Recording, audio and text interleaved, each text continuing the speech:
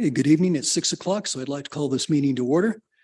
This is a regular meeting of the Manitou Springs City Council for September the 5th, 2023. If you'll join me in the Pledge of Allegiance.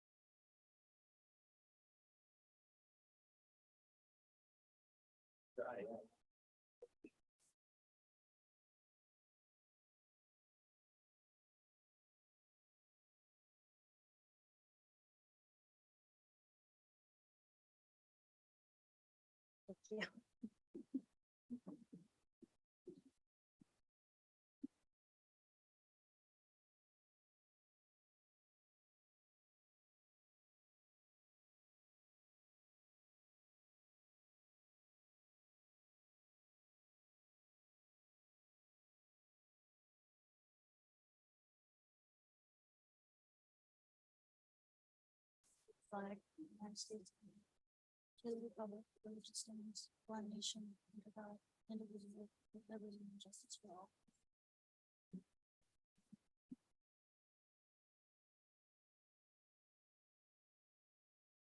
Elena, would you please call roll? City Council members Judith Chandler. Present. John Shada. Here. Julie Wolf. Here. Natalie Johnson. Here. Michelle Weatherholt. Here. Mayor Pro Tem Nancy Fortune. Present. And Mayor John Graham. Present. Thank you very much. Well, we're back after 2 weeks. So our next item of business is the approval of the agenda. Council, you had a chance to look at the agenda. I'd entertain a motion to approve and accept. I'll move to approve the agenda. Thank you. Do we have a second? Second. Motion is second. Elena, how do you want us to vote? Electronically? Okay, let's vote.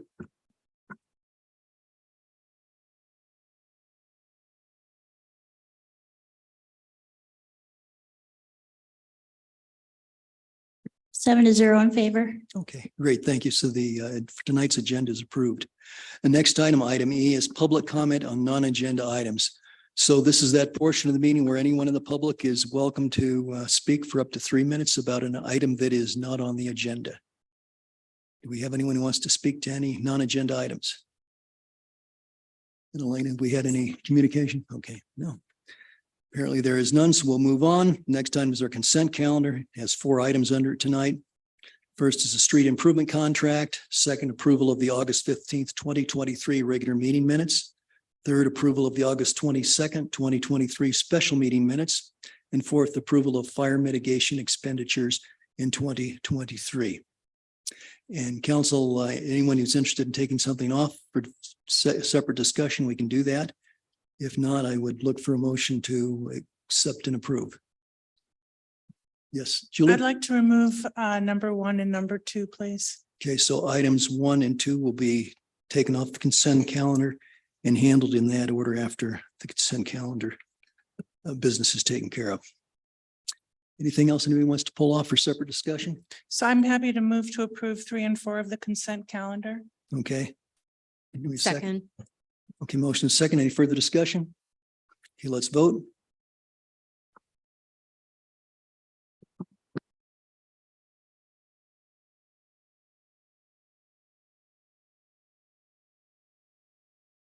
7-0 in favor.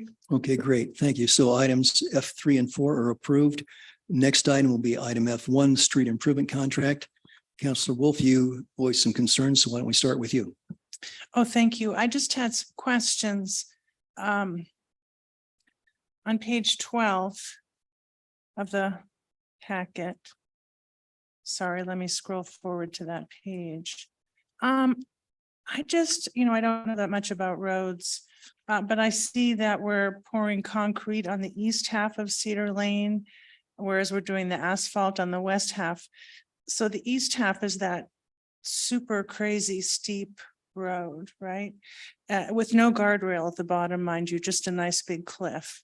And right now it's just dirt I thought I had had a discussion at one time with Denise when she explained it would be way too dangerous to pour concrete on that road because it's so incredibly steep. So I just wanted some understanding. Yeah, Denise, would you like to respond? Yeah, I'll start and then I'll let Roy take on.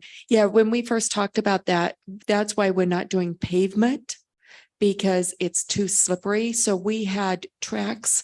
We had the city of Colorado Springs come out and several others that we really talked to say, how do we deal with this slope so it is safe as we can make it. And so then I can let Roy go ahead and take it from there. Yeah, so obviously the grade on the road, same with Winona, very steep. And so that was definitely a concern of ours. I did reach out to the city of Colorado Springs. They sent a couple of their street professionals down. Also reached out to Trax and another company to give their perspective on the safest way to do this. Concrete is the safest way because you can have tracks in the concrete that distribute the water away from freezing, so you don't have an ice issue. We don't need it everywhere, but certain areas we do need that so that the ice doesn't build up and it's a danger. So you're exactly right. And that's why we had concerns initially, but found some solutions that do work. And then at the bottom, either temporarily we'll put Jersey barriers to help with not sliding off. Eventually maybe guardrails, which are very expensive, but we would hope to put guardrails in the future. I would like to support the idea of guardrails in the future. Because it's just a matter of when a car goes over the cliff and it's a really steep cliff. It is, yes. Okay, thanks for explaining that. That's all I needed with respect to that contract. Judith? Could you turn your Green. microphone on? Sorry. Before moving on, two quick questions. This is on page 10, under notes, scope of work exclusions. It mentioned striping. I'm assuming that the striping has been budgeted for these three areas. And my question is, are they going to be striped as each street is done? And do we have a cost on what those the striping is going to cost? And my second question is, it's traffic control is called out in the contract, but in the exclusions, it says traffic control. And I noticed on one of those streets, there will be a need for a flagger. Is that going to be a city employee that we will have on site? So those are my two questions. Thank you. So my understanding is that they're going to provide the flaggers. If for some reason that's changed, then we will do what it takes to make sure we have a safe area there. So, but my understanding was they were providing the flaggers. When it comes to striping, we will not be striping the neighborhood roads. So there is going to be no striping. Generally, neighborhoods are left unstriped, naked streets, they call them. So it just allows for the more of the freedom to the neighborhood being slower. So they won't be striped at this time. Thank you. Okay, thank you. Did you have something else, Judith? Just in segueing with Councillor Wolf, the safety of those particular streets, I would think that striping might want to be considered, especially in those areas that we're talking about that are, I just worry about safety issues there. So, but if that's generally the practice, I was unaware of that, but I guess we'll take a wait and see approach. If we were to change our mind and decide to stripe them, we can do that. I'd hate to have an accident require us to do that though. So just something to think about. Yes, and there currently wasn't any striping on those streets, and most of the neighborhoods don't have striping. Actually, very interesting article came out recently about not striping even other roads anymore because they make people pay attention to where they're driving. So there's actually kind of a change in that philosophy. Not on major roads. Obviously, you need to have highway striping, probably Manitou Avenue, and even some of the major side streets like Ruxton. And but neighborhoods are better that they pay attention to where they're driving and not worry about a line that may give them a false sense of security of speed and that they can drive fast through a neighborhood because it's lined and safer. So, kind of another part of the street diet protection of neighborhoods. So, good Well, question. thank you, Roy. You're welcome. No further questions. Thank you. Okay, thank you. Natalie? Sure. Yeah, I'm super excited we're hitting some of these streets that are in need of this support. I'm just wondering, how does this kind of fit into the overall plan, like with PPRTA funding? And is this kind of a quick, fix for these problematic roads? And then we get back to our like overall road strategy or? Yeah, so we decided last year to, to take the PPRTA funding and totally focus on street repairs. As you know, they need them all over in Manitou. So we did it, we used all the funding in the streets, did, I believe, 16 or 17 streets. And then our plan is every year to do the same thing until we get these streets under control. And again, the type of surface we use will depend on, as we look at the road, are we gonna have infrastructure issues that we have to work on later? We don't want to have a 30-year paved street or 40-year paved street and have to dig into it next week or next year or 2 years from now because of a water leak. So we're really trying to see what can we do temporarily, which also protects the pavement underneath. And then over time, how we can then eventually get there where we're doing those full pavements as well. But it depends on the road, how much use of the road.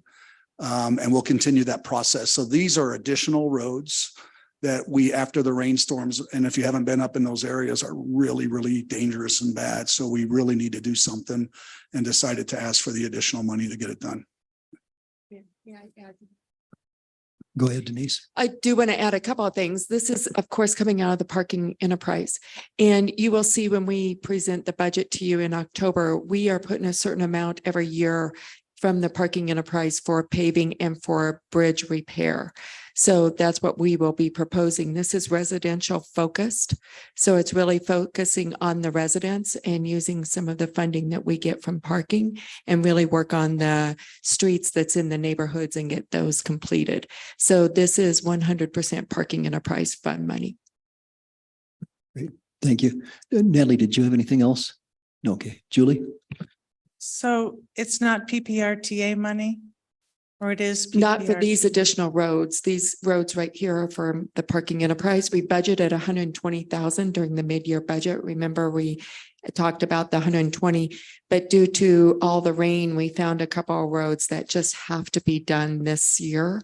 And that's why, and this will be at the end of the year budget amendment to add this additional funding to the parking enterprise to cover this cost. But next year, we'll do the PPRTA money, and then we're proposing during the budget to put additional money into roads and bridges from the parking enterprise. And that you'll see that in the 5-year SIP when we present that. Thank you. Great, thank you. Oh, I'm sorry. Okay, Julie, let's have it. I was going to say, if you want to move on to the next item that I asked to be pulled off the consent calendar. Actually, I had a question on this topic too. Let me go ahead. And it's maybe not so much about the work, but the way that we do the contracting for the work. And looking at the contract on the first page, we say the maximum cost is going to be $251,480. And then we drill down into the next page, paragraph 3 compensation. Well, section 3, paragraph A, and when we mentioned that we still have that $251,480 there. And let's see, then Mayor, we made that change today. you made that based on- change. Yes. Okay. So we made that change. And on Okay. this, we are not putting the 20% contingency Okay. because we have an exact price from tracks and they won't go up based Okay. on these roads. Okay, good. So that my point to council was earlier today, I'd asked Denise about this, and in the contract, we used to include a 20% contingency, which then put the amount at $301,000 some dollars. So it seemed like we were telling the contractors that they could go over if they needed to. I mean, there's the contingency is for those uncertain things, but I don't think we need to advertise that we have extra money in our pocket. So, okay, thank you for doing that. And I guess, is that going to be a policy going forward or? Yeah, Mayor, we're going to be looking at rewriting that ordinance because it does state that the all contracts have a 20% contingency. And I don't know if that's how the contract should read or if we should just have the 20% in our budget. So if it does go over, it allows some budgeting, because otherwise, if you put it in the contract, it does show them, oh, you have this money. And if you want to add certain things, you can do it. So we're researching that right now, and we'll be bringing back a different ordinance in the near future on this. Okay, thank you. I think there's some room for improvement there. Okay, that was all I had. So if If we're finished with this topic, I guess we could entertain a motion. I move that we improve the street improvement contract that was in the consent Yes, we calendar. have a motion by Counselor Johnson. We have a second. I'll second. Second, I guess I heard from Judith. We had several. Okay, any further discussion? Okay, if not, let's vote.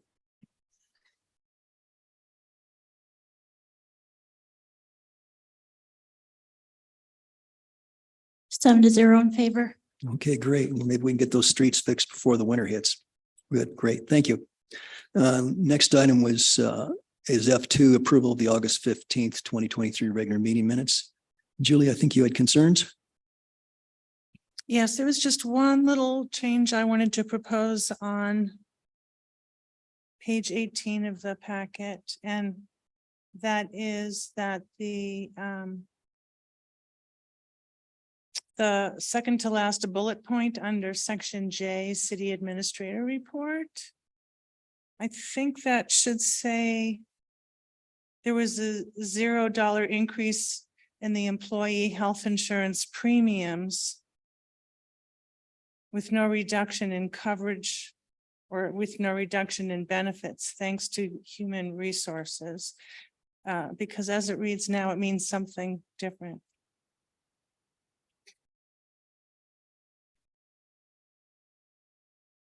So basically, you just want to add the idea that the benefits are going to remain unchanged, undiminished.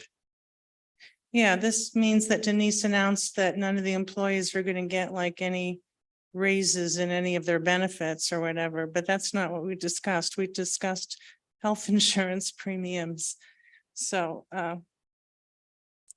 it's misleading. So I propose that we change it to say there was a $0 increase in employee health insurance premiums thanks to human resources. And I think that would be more accurate.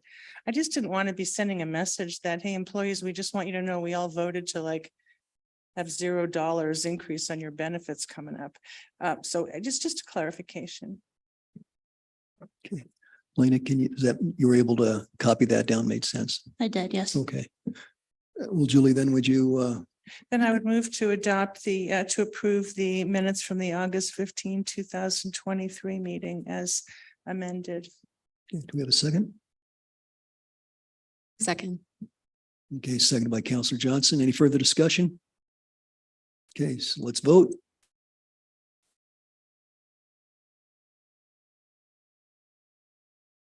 Seven to zero in favor. Okay, great. Thank you. Okay, so we are now through with the consent calendar.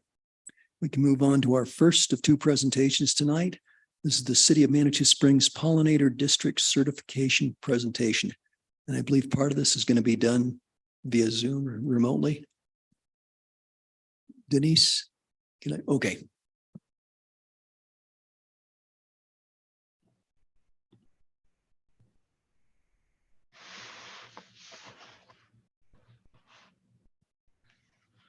Good evening, Jillian Rossi, Parks and Recreation Director for the City of Manitou Springs. This evening's presentation will be presented by Amy Yarger from the Butterfly Pavilion via Zoom. Hello, and thank you so much, Mayor and City Council members. I'm so pleased to be able to share with you the incredible achievement that Manitou Springs completed this past June. So I'm going to be talking about Manitou Springs Pollinator District, which was a result of hard work from volunteers and community members and city staff, as well as city leadership. So if we could go to the next slide. Thanks. So Butterfly Pavilion is an AZA accredited zoo. We focus on all the animals without backbones, which make up about 97% of all the animals on the planet. And they're pretty easy animals to ignore sometimes, or even to maybe even dislike, but they're really important to everything that happens on this planet. We don't have agriculture. We don't have healthy ecosystems without them. Next slide, please. And a special group of of invertebrates are pollinators. And pollinators, of course, are those animals that carry pollen from one plant to another of the same species, allowing those plants to reproduce and make seeds and fruit and all of those things that we enjoy. And they're pretty easy. These are, in terms of invertebrates, can be pretty popular because without them, our agriculture systems don't work properly. They're really key in protecting our beautiful mountain scenery, as well as our prairies and our waterways. And when they start declining, as there's been results in scientific papers from around the world that we are seeing declines in pollinators globally and here in Colorado, that's a sign that something is happening, something bad is happening, and that we have to take actions to protect our ecosystems. And of course, things like butterflies and bumblebees, they're pretty popular. So while it might be hard to get people to rally around other kinds of invertebrates, for the most part, if you say that you're out to help pollinators, people have a good feeling about that and want to join in. Next slide, please. So just to give a background about what a pollinator district is, Butterfly Pavilion works with communities to increase their biodiversity, to conserve pollinators in a lot of different ways. But one of the programs that we have developed over the last few years is our Pollinator District program. And what we define as a pollinator district is a community that has made a commitment to conserve and improve habitat for these animals. And so that can look like, improved pollinator habitat in the parks, as well as classes for people to learn more about pollinators. There's a lot of different ways that communities can show that commitment. But one of the key pieces is that we actually see increases in pollinators and pollinator habitat over time. So the work that the community is doing actually leads to an improvement in the global trend. And this is really key because this is why we're doing it. We want to make sure that biodiversity is conserved, that it is providing all those wonderful services that we benefit from. And so I'll return to how we measure a net gain in just a moment. But in one of our other kind of initial pollinator district efforts, we have been monitoring very closely and seeing those increases in pollinators. So we know it is possible. And then last, but certainly not least, a big part of pollinator districts is how the community members are treated as resources and experts and vital pieces of making this successful. Next slide, please. So Manitou Springs is, I'm not from Manitou Springs, but it's such a special place, such a special place in my heart, just because over these last few years, I've had an opportunity to work alongside people in the community. And it's been so inspiring to me to see the creativity, the hard work, the commitment, the passion. And so the Manitou Springs Pollinator Project, which is now, of course, called the Manitou Pollinators, they were really the leaders in bringing this issue to the attention of the community and coming to Butterfly Pavilion so that we can serve as scientific resources to help the community make the changes they'd like to see. Next slide, please. So what the process has been and will continue to be is, working alongside the community to identify who are those key stakeholders that can really move these initiatives forward, assessing how pollinators and their habitats are doing in the community, looking for those areas where we're seeing lots of pollinators, like in the open spaces around Manitou Springs, and maybe those areas where habitat can be improved. And then working with the community so that the community is able to set priorities. Where are the areas that can be addressed and worked on first? And out of that comes scopes of work, which is something that I've had the pleasure of working with the Parks Department on creating a couple of new projects every year. And then finally, evaluating progress, seeing how the community is moving these initiatives forward. And finally, certification, which Manitou Springs attained this past June. Next slide, please. So these are just some images of examples of pollinator habitats that both volunteers and businesses and the Parks Department have been implementing throughout the community. whether it's the pocket plantings that are in the very urban part of Manitou Springs, or parts that are associated with the recreation center, like Shriver Park with the Gnome Garden. Next slide, please.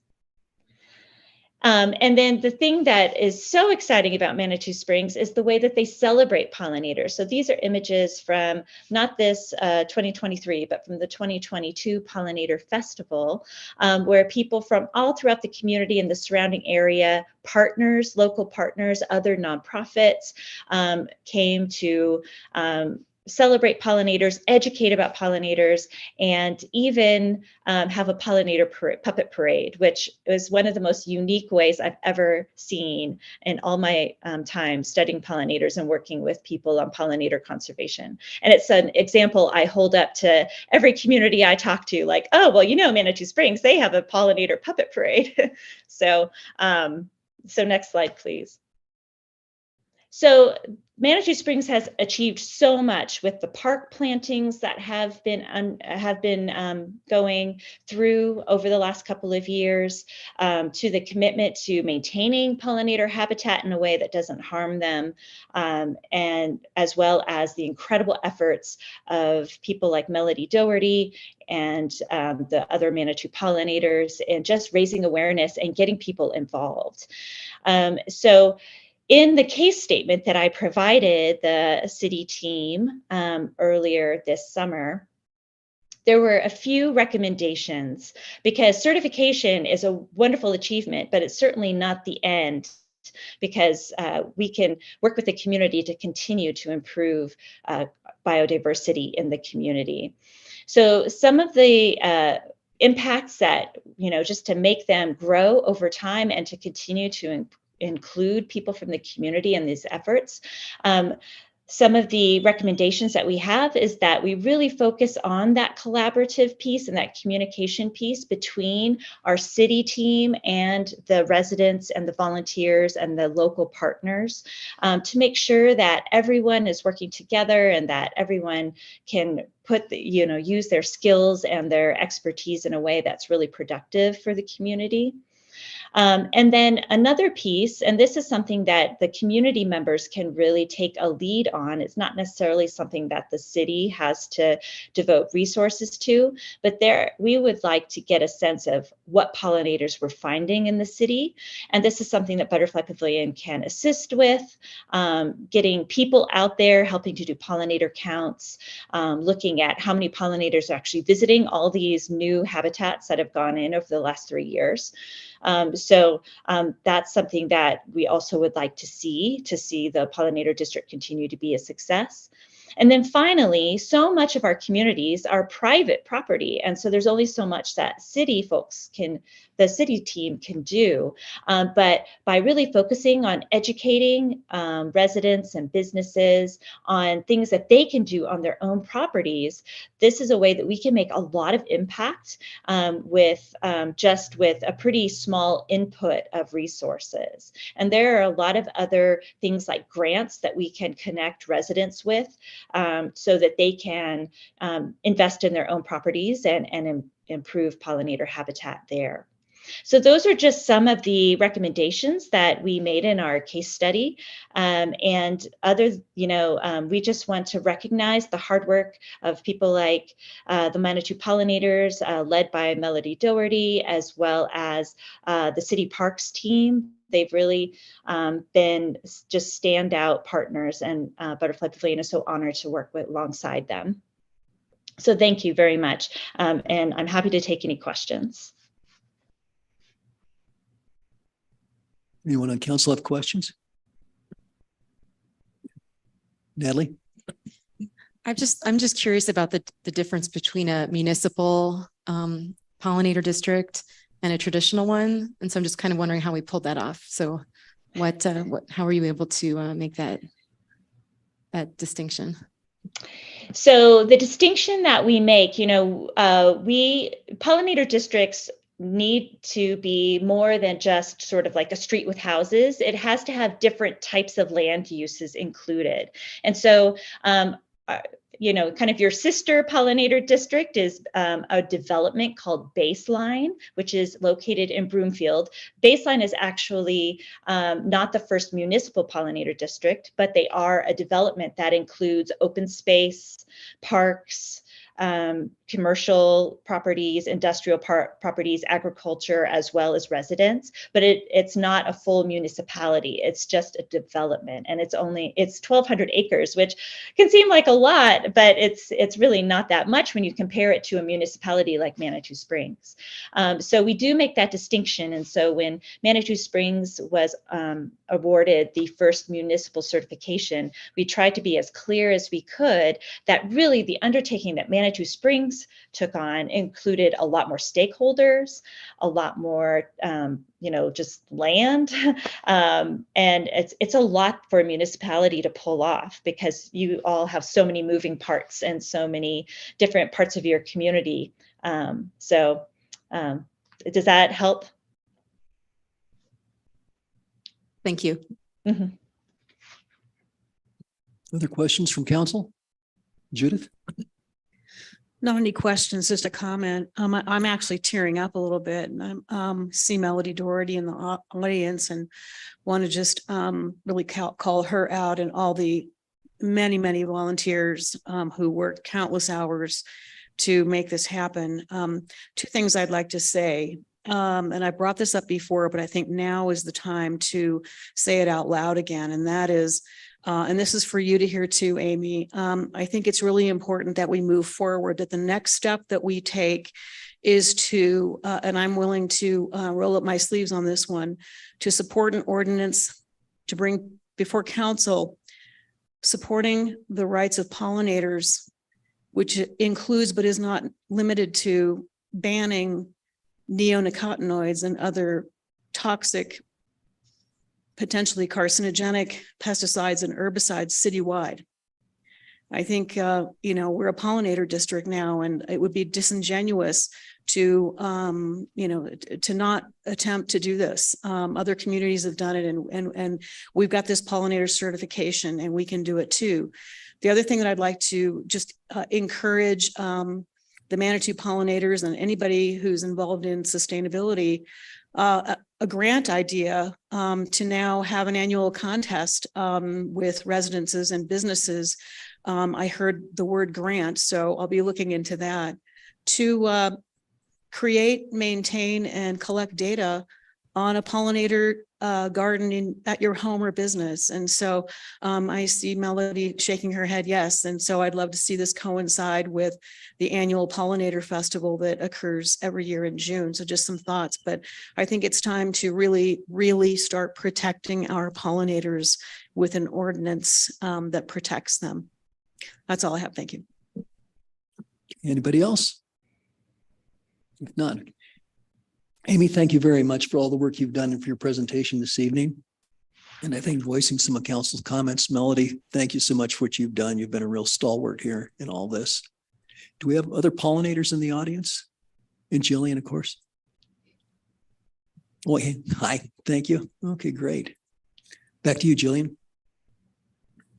That's all we have for you this evening for our pollinator district update. Thank you all. Okay, great. Thank you very Thank much. you. Okay, so next item G2 is proclamation number 0623, a proclamation recognizing Creek Week 2023. And I believe Michelle's going to read that for us. Proclamation recognizing Creek Week 2023, proclamation number 0623, City of Manitou Springs. Whereas the City of Manitou Springs is fortunate to have extensive and diverse natural resources, and whereas the Fountain Creek watershed is a unique and important asset to the residents of and visitors to the city, the Pikes Peak region, and whereas the Fountain Creek Watershed District is a proud partner and collaborator with its member governments, and whereas the Fountain Creek Watershed District is celebrating the 10th annual Creek Week cleanup, which offers volunteers the opportunity to protect, steward, and maintain the Fountain Creek watershed. And whereas Creek Week is a litter cleanup, education, and restoration effort throughout the watershed set for September 30th through October 8th, 2023, the largest cleanup event in the state of Colorado, And whereas nearly 20,000 volunteers have removed over 135 tons of trash during Creek Week over the past 9 years during this impactful program. And whereas Creek Week litter removal and restoration activities will continue to reduce pollution in our creeks and our connecting waterways, managing flooding, provide for a safer drinking water supply, and enhance wildlife habitat and property values. Now, therefore, the members of Manitou Springs City Council, Colorado encourages businesses, churches, schools, nonprofits, neighborhood associations, youth groups, service clubs, individuals to form creek crews to volunteer their hearts and hands to this effort. Now, therefore, the Manitou Springs City Council hereby proclaims September 30th through October 8th, 2023 as the 10th Annual Creek Week in Manitou Springs and invite our citizens to help protect, restore, and adopted this 5th day of September 2023 in the city of Manitou Springs, El Paso County, Colorado. Thank you, Michelle. And now, ladies. Good evening, Mayor, Council, and members of the public. My name is Allie Shook. I'm the Executive Director of the Fountain Creek Watershed District, and we're just thrilled to be here tonight to promote our 10th Annual Creek Week. So I started this program as a way to connect citizens to our home watershed, to do a little bit of good for water, our most precious resource, by just removing litter. So the first year we had about 600 people, but those folks removed 6 tons of trash that first year. You fast forward and you heard those numbers in the proclamation. We've removed the amount of the largest animal in the animal kingdom, a blue whale. We've removed as much weight as a blue whale from our own watershed. So we're very proud of this. We love beautifying the natural environment. We're protecting that water quality, preventing storm drains from clogging and wildlife from being injured. This year, we aim to make the biggest impact yet. We have a goal of engaging 4,000 citizens in 10 watershed communities from Palmer Lake to Pueblo and beyond. In addition to the cleanups, we have land management activities planned where citizens can help remove non-native plants. They can work on trails and restore riparian habitats. And we have our first ever impactful IPA beer coming, 17 breweries who are part of Colorado's only Brew Shed Alliance, a program of the district here. And we're once again going to be building a giant word for our litter letter project in coordination with the Pikes Peak Outdoor Recreation Alliance. And this year's word is impactful. So Creek Week is kicking off Saturday, September 30th. It runs for 9 days. And we like to say 9 days, no excuses, right? So we invite all of you to come on out. We've got, we'll have about 100 different unique cleanup events during that time frame. And we do have a 30-second commercial. Are we ready to play that? To get you nice and inspired this evening.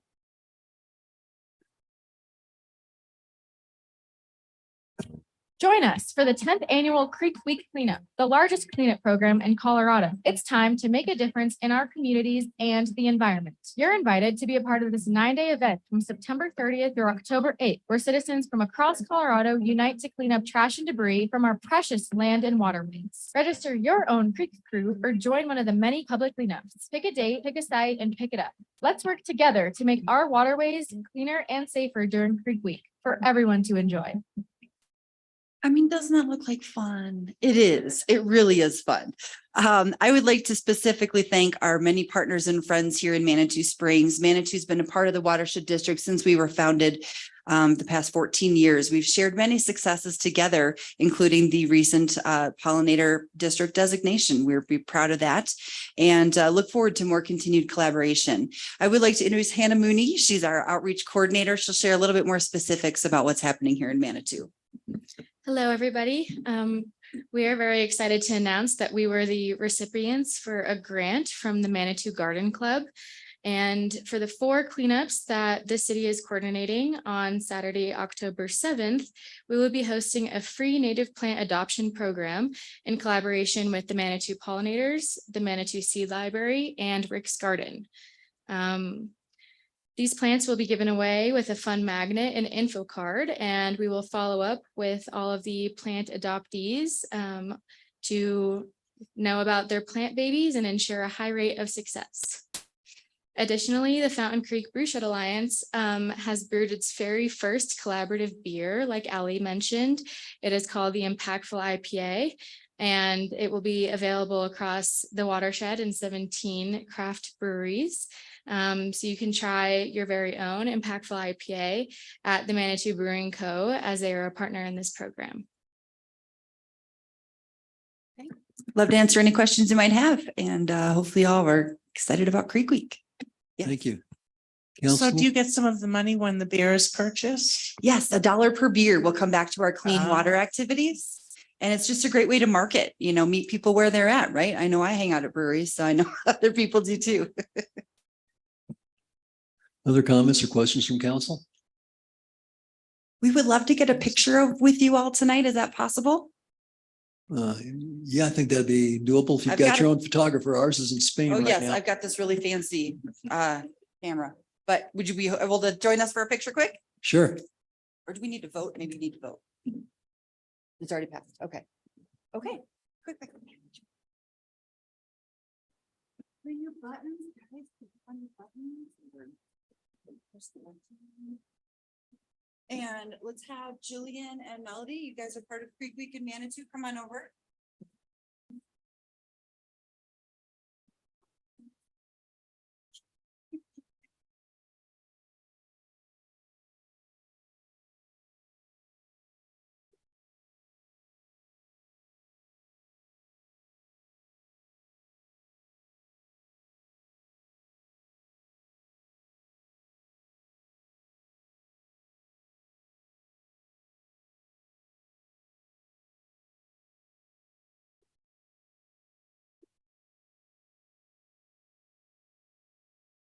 Okay, we're going to take a 5 or 10 minute recess to go out and have our picture taken by the creek for clean water. Anyone who wants to join us, feel welcome to do so. We'll be back as quick as we can. Until then, so.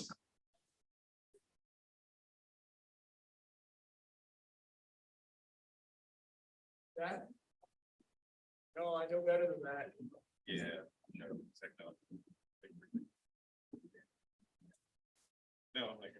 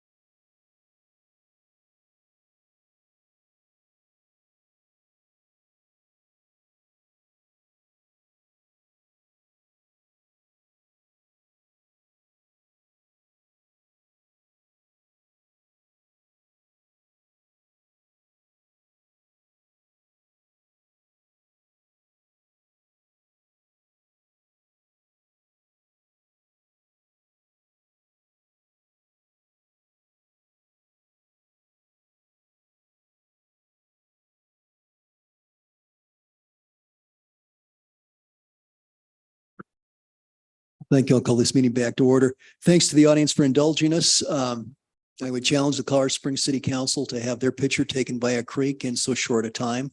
So I guess the challenge is there. If they could do it in the same amount of time or less, we'll have a game going on. Great. Okay, so our next item of business is H1 residential parking permits for Canyon and Pawnee Avenues. And for that, we'll have our parking staff, Kevin Stevenson. And Kevin, you've got a compatriot to introduce to us. I do. Good evening, Mayor, City Council, Kevin Stevenson, Mobility and Parking Manager. To my right is Juan Alvarez, Mobility and Parking Director. Yes, good evening. So I just wanted to introduce myself. Juan Alvarez again. I'm the Mobility and Parking Director for the City of Manitou Springs. Just a little bit about myself. I've been in the industry in both covering the government and private sector for over 20 years. I've been here now for 2 weeks, and I'm grateful and excited to be here, and also looking forward to meeting everyone. Great. And Thank really- you. Thank you. And we look forward to you fixing all of our problems forever. Yeah, thank you. Okay, sure. Great. Okay, thank you. I come before council tonight on behalf of the Pawnee neighborhood and Upper Canyon Avenue neighborhood. Pawnee RPP came to be on a ADA request that was denied due to the slope, and it was a staff recommendation for an RPP to help mitigate some of the non-residential parking taking place along Pawnee during the tourist season, as well as in the off season from employees of the downtown area. While everybody was on a recess, I did pass out the petitions that show the support. The top petition is the Pawnee, showing a 6 yay, 3 nay. The bottom petition is the Upper Canyon. That will cover from Grand Avenue to Glen Avenue with a total of 57 signatures in support. The Pawnee RPP will provide up to 20 civic permits for the Manitou Springs Elementary School staff that will be valid Monday through Friday during the school year. The Canyon RPP, a representative did come to the MAP board meeting in July and made a gracious recommendation that we allow downtown employee permits in their RPP along the east side of the road. That's the Timberline Church side of the road. In the packet is a map that shows both of the areas, the Canyon RPP, the orange side along the east side of the map would be where the downtown employee permits are valid. The green side is the RPP downtown employee. The orange side is RPP only. And the two red areas are indicating existing RPP roads. And the map below that is the Pawnee RPP, which will begin at Duclos Avenue, proceed up to Deer Path. Once you reach Prospect Place behind Manitou Springs Elementary, will encompass both sides of the road. The Pawnee RPP will also allow for parent pickup and drop off for 30 minutes before and after school without citations daily. I'm open for any questions. Okay, just Kevin, could you back up just a bit here? And I'm sorry if I'm a little bit slow, but can we let's take one area first? Okay, so Okay. maybe should we start with Pawnee? We can start with Pawnee. Okay, so if you'll go back over and we'll basically repeat what you just said here. Okay. So in my mind, I need to differentiate the one area from the other because I think I see different problems in different places. Okay. The Pawnee RPP came to be at a request to install an ADA space for a resident that ended up being denied due to the slope of Pawnee. It was not ADA acceptable.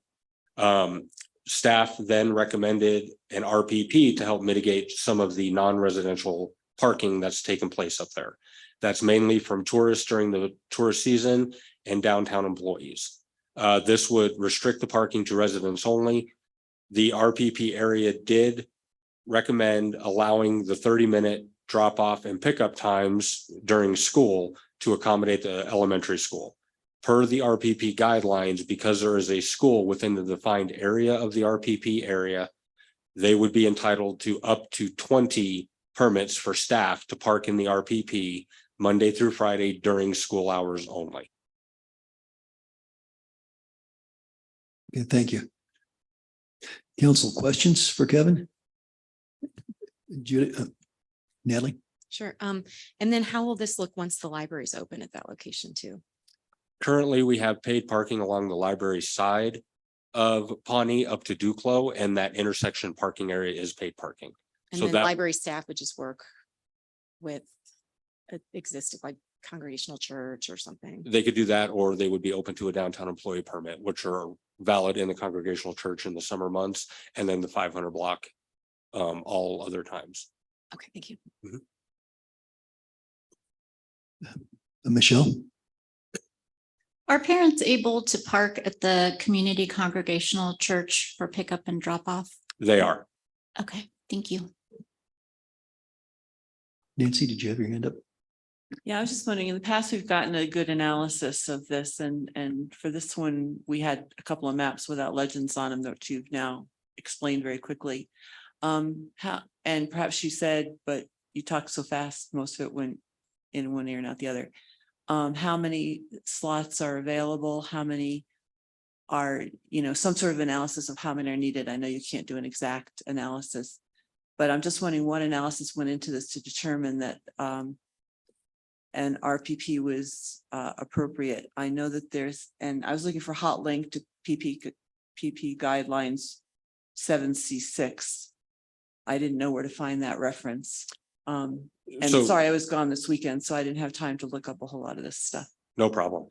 So we determined based off of the existing staff parking lot at the Manitou Springs Elementary School and the existing permits that the elementary school has, based off of the number of employees that was reported to us by the principal of the elementary school, how many permits would be needed for the staff of the elementary school. Each residence along there, so that'd be 1, 2, 3, 4, 10, 11, 12, 13, 14. We would be issuing up to 28 residential permits and up to 28 guest permits. There is plenty of on-street parking to accommodate the residents. It's when the tourists and the downtown employees start coming in there, the residents are starting to see the same problem that the west end of Manitou Avenue did, which required them to petition for the RPP. If they would leave during the day, there's no guarantee they'd get that space back. So if there's plenty of parking for residents, does that mean that a lot of the slots are going to be empty once it goes to an RPP? During the day, no, during the school school year, year. no, because the Manitou Springs elementary staff will fill those spaces. And they're out of school prior to most people getting off of work. So those spaces will turn for the residents at the end of their And then day. how about in the summer then will there be lots of empty spaces during the summer during the day? We will find that 5 to 10% that will violate anyway. The idea behind this and the No, petition. I'm not talking about violation. I'm just talking about parking capacity. There should not be a whole lot of empty space left up there with the length of the road and the number of residences along the road. So even during the day, you anticipate the parking will be full. Yes, And was there any other analysis done? And I believe you said that MAPS was supportive of this. they were, yes. Okay, The analysis was after we met with the resident that requested the ADA space that was denied. We began monitoring the area more closely instead of just patrolling the Osage Duclos RPP and the paid parking along the church side or the library side. We did begin a study to monitor the non-residential traffic that was coming through and parking, and it was quite substantial. so how many residents live in this RPP? We have 14 residents that live along, 14 different households that live in there. Each household would be up to two permits. Okay, thank you. Other questions from council? Oh, yes, I'm looking at the form here and we have a little trouble interpreting it, in that this is, we've got addresses, but not necessarily a name here. So I'm going to have to presume that the house is there, but we didn't make contact with the resident. Am I reading that right, Kevin? Yes, the initial petitioner went around with the petition. We then mailed petitions to each address listed along the roadway, and a staff member went door to door, and we've made what's presented as what we were able to make contact with over the course of 2.5 months. Okay, yeah, it looks like there were a number of households that you weren't able to make contact with. We've got one, it looks like the guy checked both support and do not support, so I don't know what to.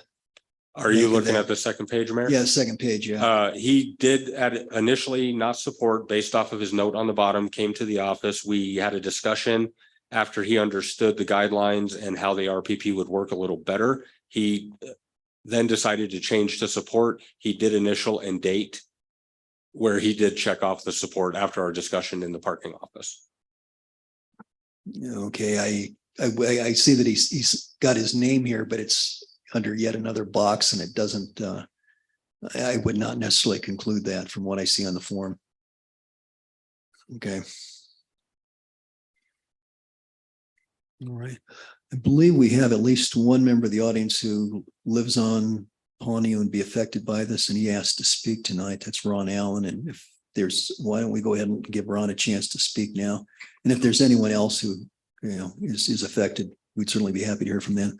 So let's go ahead and let Ron make his comments.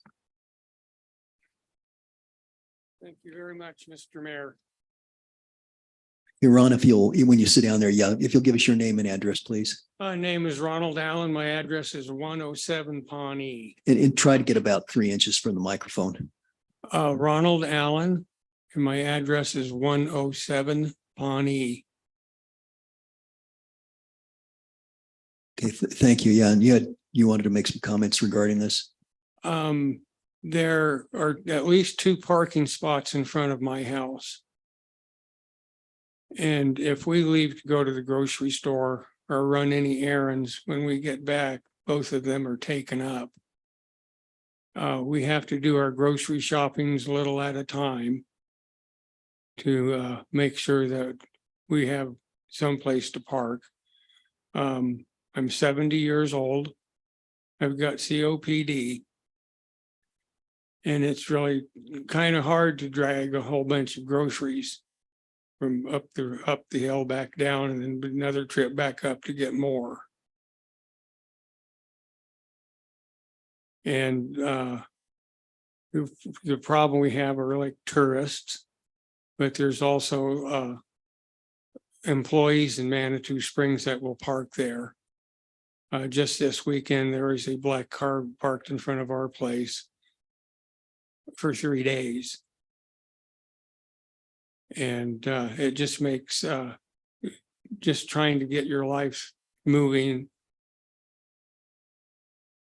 without having to worry where you're going to park when you get home from the grocery store or whatever else that we go do and buy.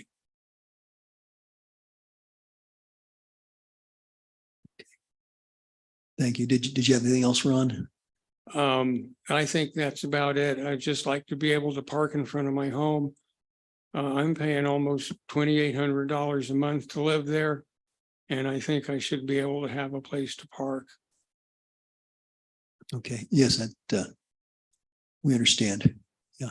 John, did you have a question for Mr. Allen or?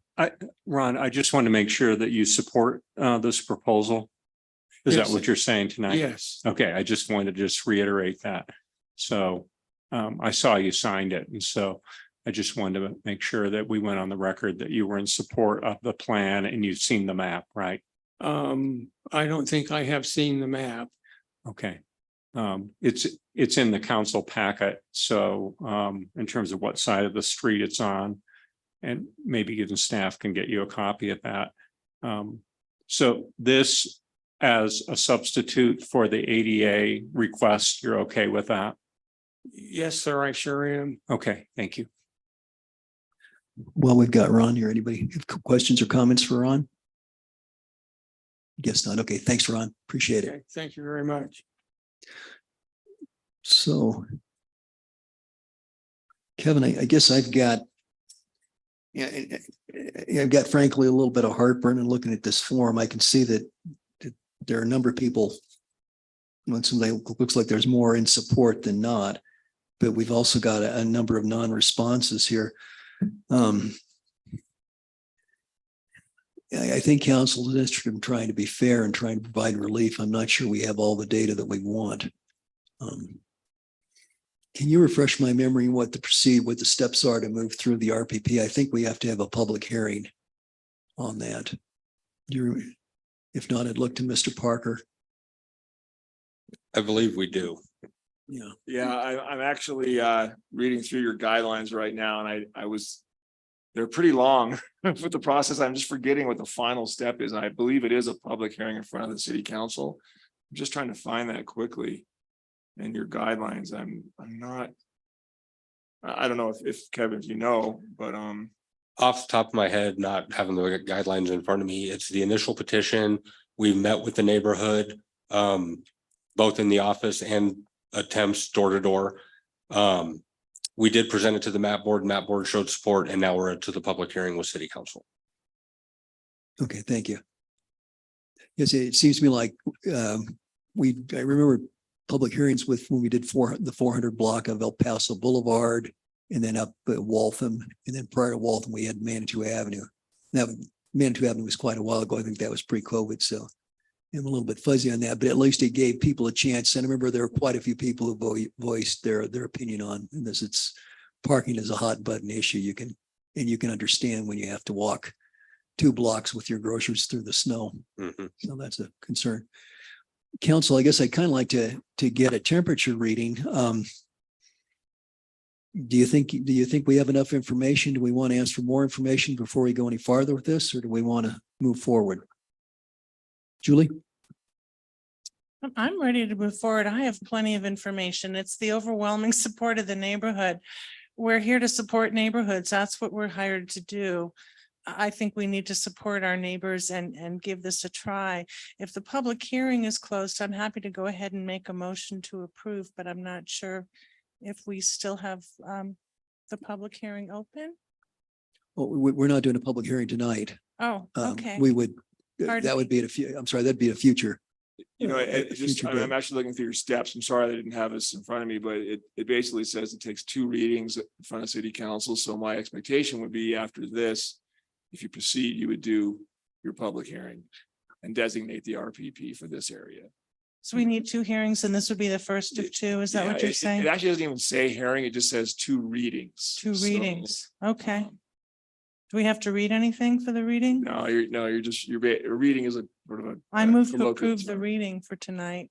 But my temperature is that I would very much be in favor of supporting this, at least to give it a chance. When I was listening to all the other people who'd be authorized to park on Pawnee, I wondered if it would really ultimately help the residents with all this additional parking going on, but it sounds like it was crafted in a tight, organized way. I think it was 10 a.m. to 4 or up until 4 p.m. for the school staff to park on Pawnee and so forth. So I think it's important to give this a try and to support the residents. And as has been indicated, it's a very time consuming,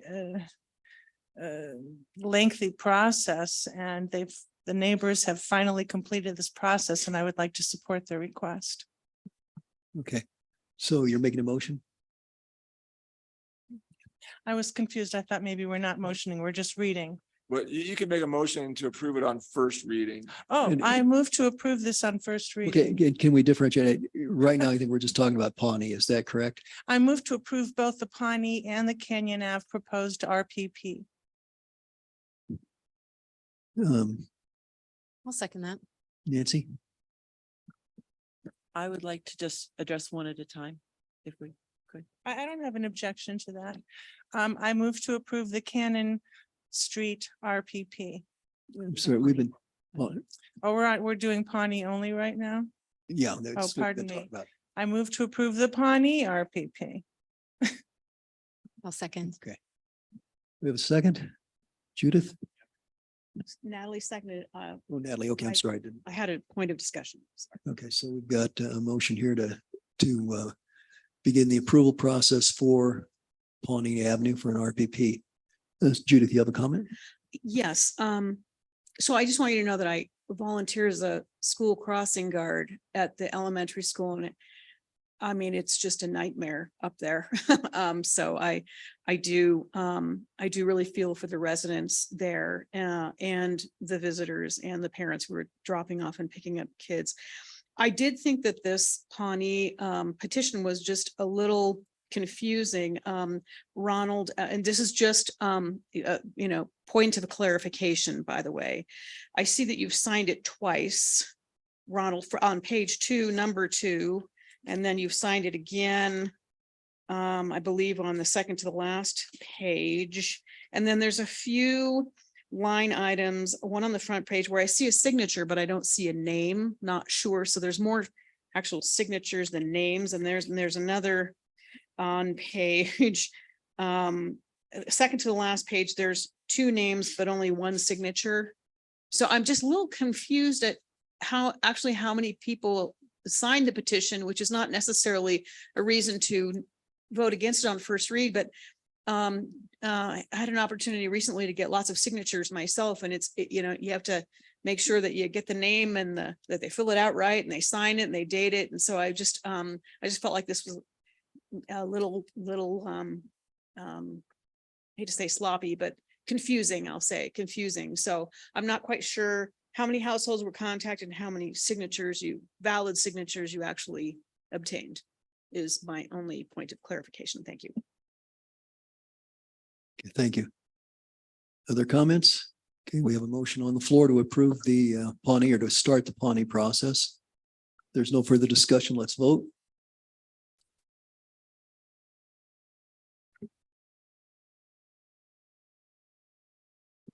We have 7-0 in favor. Okay, great. Thank you. So the Pawnee, yeah, go ahead, Nancy. Yeah, I would just like to see on second reading some more comprehensive data analysis, and as Councillor Chandler said, less confusing data that is supported. Thank you. Right. And I'd hope we would get a better turnout from the neighborhood. It's one of those issues. I think it's people want to have an opportunity to express their opinion and to be heard. So I would hope that we could publicize it sufficiently to that neighborhood. Great. Okay, let's entertain the Canyon Avenue situation now. And this, Kevin, this is a little bit different because we're bringing employees in as well during the day. So if you could refresh our memories here, just the chief points of this. Petition for we call it the Upper Canyon, Grand Avenue to Glen Avenue on Canyon Avenue RPP. Showed overwhelming support, 57 total signatures in support versus the 2 non-support. At the MAP board meeting in July, a resident of Canyon Avenue attended the meeting and stated that the neighborhood would be open to sharing the residential parking area with downtown permitted employees. Currently, as it's set up now, we have no West End downtown employee parking designated. This RPP was gracious enough to open up half of their roadway to those employees with the hopes that because it would be employees of downtown and the same people, there would be a little better respect for the neighborhood versus the way it is now. That same resident did discuss a time with us that some tourists took it upon themselves to enjoy a resident's deck who was out of town with their lunch. And when approached by a neighbor, was told they will leave when they finish their beer. So that's actually what started the process of this RPP. They've been very gracious in opening up, like I said, for the downtown employees, as there's been no designated space in the parking department through the permitting program for downtown employees. Great, thank you. Council, let's open up to questions for Kevin. Michelle and then Nancy. For this one, I see that it's dated September of 2022. Why is it almost a year before it's being brought to There council? were a lot of circumstances. This was right around Senton Marathon, coffin races, the big events for the year. I was out first of the year with a pretty dire illness. And then I had a conference and summer kicked on and we were able to get it under wraps and the last steps completed recently. Okay, thank you. Nancy? Yeah, we've brought up various council members have brought up the issue of employee parking previously. And I'm concerned that we don't have a plan for employee parking, except that it would appear, I mean, I know that there's been talk, but where's the strategic plan for employee parking to put this in context? Because I believe in the packet, it said that this was just for West End employees. And then what about East and Central End employees? Now you're saying it's for any downtown employee? It would be designated more for the West End because we don't really see any employees that are working on the West End right now purchasing the downtown employee permits where they're valid. They're valid in the 500 block, the 400 block, Manitou Avenue or Hiawatha Lot, and the community congregational church during the summer. And we have a handful that are available in the Prospect Lot. So it'd be the same if memory serves me, the employers purchase permits for their employees in these various lots? The employer can purchase it or the Or the employee. So that will be the same as for this Correct. on-street parking? Okay, again, I would highly encourage, or I would not encourage, I would really appreciate seeing a comprehensive approach to employee parking. I think it's very important for our city.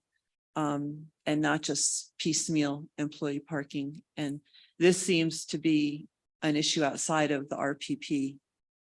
Since residential permit parking is specifically for residents and employees or something different. I mean, it's creative, it's out of the box. I think that that's good, but I would just like to see something, the context of this in the bigger plan.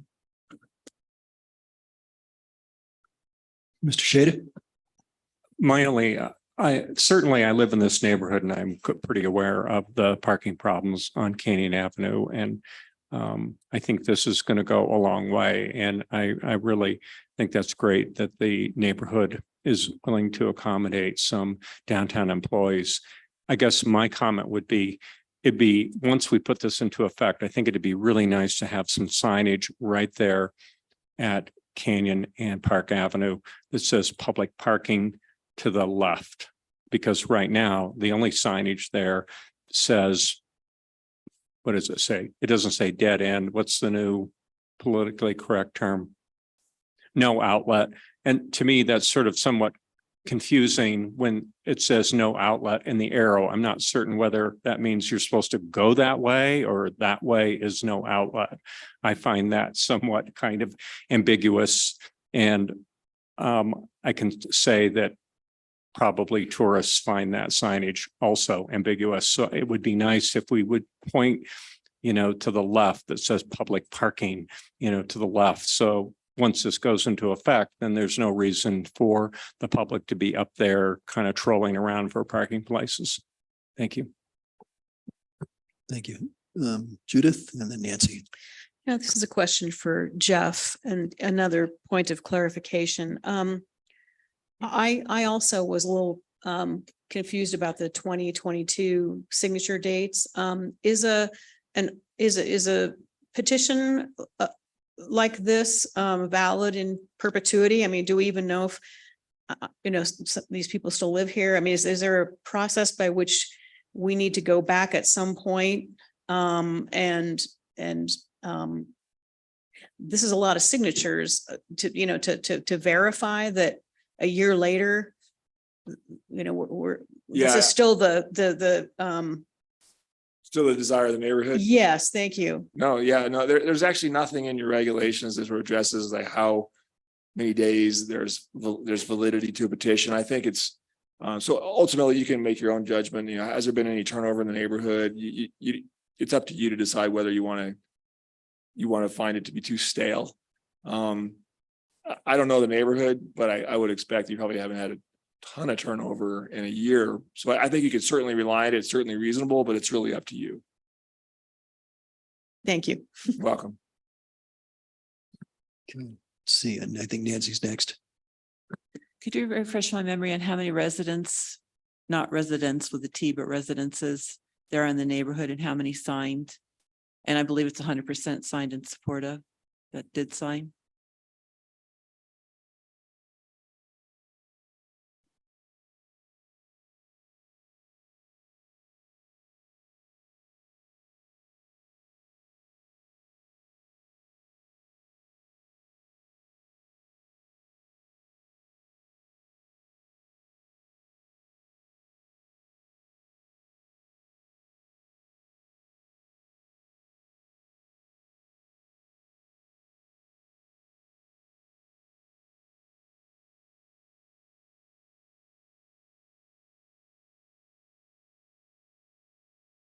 We have a total of 58 residences along Cannon Avenue in the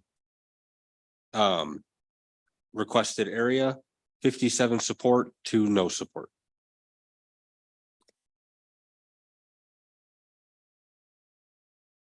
Doesn't add up, but 59 different households with 57 support to negative. May I make a comment, Mayor? Yeah, go ahead, Julie. I don't have a question. I just have a comment that since I also live in this area, I'm aware of the problems. I see the vehicles going up and down and looking for a spot. And you can tell that a lot of the people who are parking on this part of Cannon are going to the Cliff House because they're dragging their little carry-on luggage thing down the road. You know, it makes a lot of noise when you pull those things down the bumpy sidewalk. And also a lot of the people that don't feel like parking in the valet parking for Cliff House go up Cannon. And so I think this will go a long way to alleviate that burden for that neighborhood. You know, and I observed the same thing, and the irony is that the Cliff House does have a 2-level parking garage, and I don't think I've ever seen it full, although I've seen Canyon Avenue just saturated on it. I think it was probably 2 years ago on a Saturday. I was dropping somebody off up there and there was almost no place to turn around. I wasn't looking for a parking place. I just wanted to turn around. There were even cars parked up on Glen Road along the side. It was it would be a pretty vexing situation for a resident.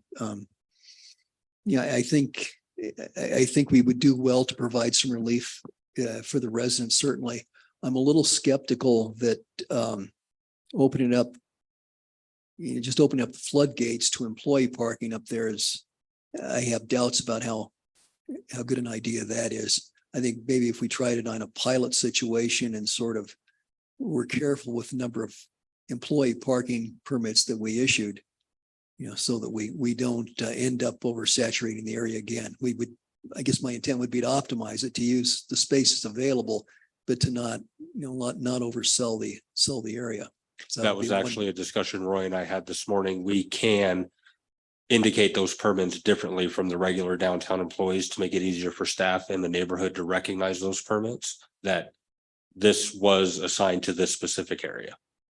Okay, and would you have the idea that maybe we would try this as relative to the employee parking, and if for some reason it didn't go well, we could, you know, after say just a pilot program, we would, you know, we'd maybe not offer the employee parking there. Definitely. And I would suspect, just as we have with all the other RPPs, a lot of residential input on what's working and what's not. Okay, that'd be good, because I think my thought would be first we protect the residents and their parking, and then if there's extra, we try to solve problems and use it, but let's not overbook the flight. Agreed. Let's see, Julie? Well, to that point, how many employee parking tickets or passes are you intending to issue? Is there a maximum number? Initially, based off of what we see on the roadway, we were thinking up to 15. And then if we were able to make it work a little better, not blocking driveways, causing any issues, possibly up to 20 at most, based on the length of the road. And were the residents told that there would be 15 to 20 additional parking passes being given out to employees when they told you that they were willing to give the employee parking a try? Was that discussed, Roy, or if you could refresh my memory, it's been a while since the MAP meeting. It wasn't specific about passes, but they were willing to allow downtown employees to park on the west side of the street. They were open to that completely at the meeting. Now, if we do provide some pass cards that are limited, we actually probably help their situation of overcrowding and can kind of manage it better. So I think it's a better way to try to do that initially, kind of see how things are going. So I think that would be a good plan, and we can always talk to them again if it's not working, or they'll talk to us for sure if there's problems, and we can always adjust things. Mayor, I have one more thing. real quick. Sure, Roy, go ahead. Just to respond to Ms. Fortune's request for strategic plan. So the Mobility and Parking Board starting in October, they are studying the Walkable Cities book, and we will be meeting monthly to go through different challenges of a walkable city, including parking issues. And the hope is by next fall to come back to council with a strategic plan for the city, from anything walkable city and parking related that we can present, and see if we can move forward on some ideas that would help. So thank you. Thank you. Yeah, and I'm asking specifically as well for employee, what we're doing for, I know we've thrown out a whole bunch of different ideas, but I've never heard it in the context of just employee parking. Yeah, so if you recall, it's been a while, but Donald Shoup book, one of his third, I think it might be the first now on there, is the benefit districts, where they get neighborhoods and they allow for employee parking. And then what happens as part of the permit, money made can go back to that street too and help them with sidewalks and things like that. So there are ways to do that. Cities are starting to look at ways to open up neighborhoods to some downtown workers, because you'll know them. You won't know the visitors that come every day, but you will know downtown workers if there's issues and problems and can handle it better. So we will make sure that's part of that discussion. And thank you, Roy, for encompassing that, because as you know, I'm an advocate for mobility, not just for parking. Yes, ma'am. Thank you. Council, other questions on this? Mr. Mayor, Yeah, are there John. anybody from the neighborhood who would like to speak? Yeah, good point. Do we have anyone from the affected neighborhood who'd like to speak? I pretty much recognize all the faces. I didn't think so, but okay. And again, we would have, a two-step process, so the neighborhood would have the opportunity to come down here before we take any kind of final action. Then I guess I'd like to make a motion that we approve the Canyon Avenue on first reading. Second. So we have motion is second. Any further discussion? Okay, let's vote.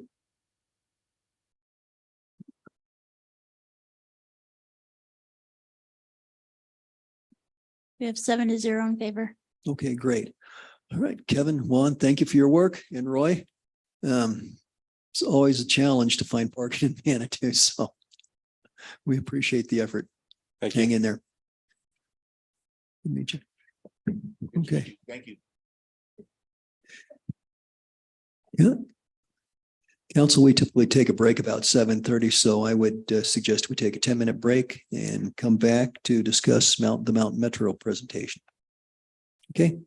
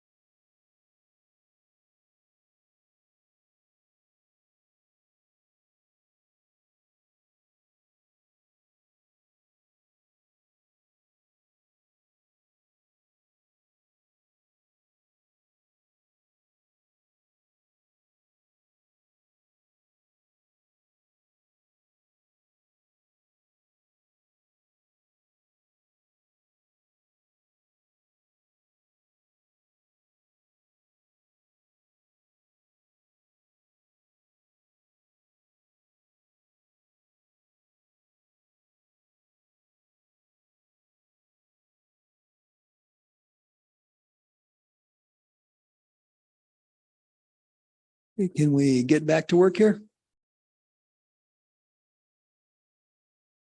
Okay, thank you. So our next item of business is Mountain Metro Transit presentation on on the multimodal options fund. We have Len Rao from Mountain Metro. Welcome.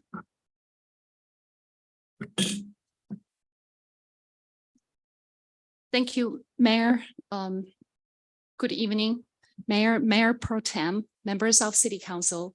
My name is Lan Rao, Transit Services Division Manager, City of Colorado Springs, Mountain Metropolitan Transit. Angel Sintas is our operations supervisor who is handing out some reports for you as we speak. And we also have City of Colorado Springs Public Works Director, my boss, Gail Sturtevant, sitting in the audience supporting us. If you recall, I was here in April earlier this year with my colleague to present some options, talking about transit services in general, and there were a few questions that came up in that meeting. I'm very happy to report back that we are very successful in terms of updating that electric bus description from Route 3 to be able to use the bus for Manitou Springs, and that grant revision has been approved by PPACG. So we do have two battery electric buses budgeted. The next step is we're really pushing out this bus purchase contract. We're still in the final stage of RFP process. And once we wrap that up, have a contract signed, we will be able to place those two buses for Manitou Springs service. I think the discussion last time, if I recall correctly, was we're looking at using those two BEB buses on Route 33. Those would still be 35-foot battery electric buses. And unfortunately, this manufacturer does not make smaller than 35-foot battery electric buses. So that's a quick update on the bus situation. Yes.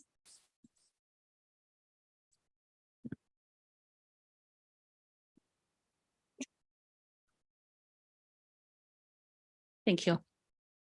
In your packet, there are a few slides. The first one is really the background. Currently, we have Route 33 year-round service with different frequency. Next slide. Thank you. During the summer or peak off-peak season. Route 36 is one topic that was brought up last time. Currently, it's a seasonal bus service running from May through September. And this presentation really focuses on those different options for Route 36. Route 33, currently, we have limited 10-minute weekend service through September, and Manitou Springs staff members have brought this issue up to our attention, and we're planning to extend that second bus through October. In going forward. So all of the options presented in this packet includes this additional 10-minute frequency on Route 33. Next slide. Option 1. The last time we were here, there was a question around Route 36 that we really did not have a good answer for. The question is Route 36, especially compared to Route 33, the ridership is not as strong. And we could not answer the question, is it really because people don't use the service, or is it because it is a seasonal service and people cannot rely on the service and be able to get rid of their personal vehicles? So that is really what we're trying to address here. Option number 1 in your packet on slide number 3 gives you an option of a year-round. We call it a pilot program. So it is a year-round service with smaller vehicles. that is one message that we heard.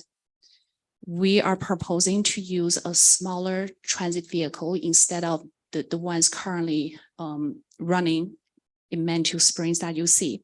We're looking at those Ford, either 450 or 350, we call it cutaway vehicles. You might have seen those vehicles in City of Colorado Springs or here that we call Metro Mobility. So those are the vehicles we're proposing to use for this option. Those are smaller vehicles ranging from 20 to 23.5 feet long compared to the current one that we're using, which is 29 feet long. They accommodate 7 to 12 passengers without wheelchair usage. So that's option one. We're also proposing in option one to apply for it's called MMOF grant. It's a pretty long name. It's called Multimodal Transportation and Mitigation Options Fund. This is a funding source through CDOT. There is a grant currently open, call for project that's currently open, which is due this Friday, September the 8th. In this option, we're proposing for Route 36, we present in the grant application as a pilot program because we really don't know. We're trying to gather data. We want to see the ridership. We want to see the ridership impact between a seasonal service and a year-round service.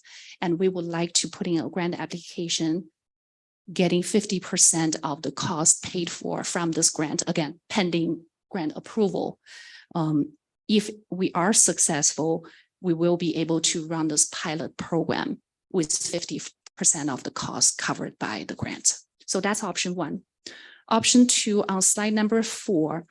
May I ask you a question about option one before we go further? Did you say that the smaller bus has between 7 and 12 seats for passengers? Correct. Wouldn't it, why, some days some of them only have 7 and some of them only have 8 and some of, I don't get that. Yeah, there are two types of vehicles currently in our fleet. One is called Ford E450. So those are the vans or buses that have 12 passenger seating. And the second type of cutaway vehicle is called Ford E350, and they seat 7 passengers. So depending on our vehicle availability, we don't know which one we'll end up using, but those are the two options that we're looking into. I see. And those are not electric, correct? Those are not. Okay, thank you. Welcome. Option two is basically using the same large transit bus, 29 foot, keep a seasonal service May through September, basically no change. Option number 3, the service hours would be the same, seasonal service using a smaller bus.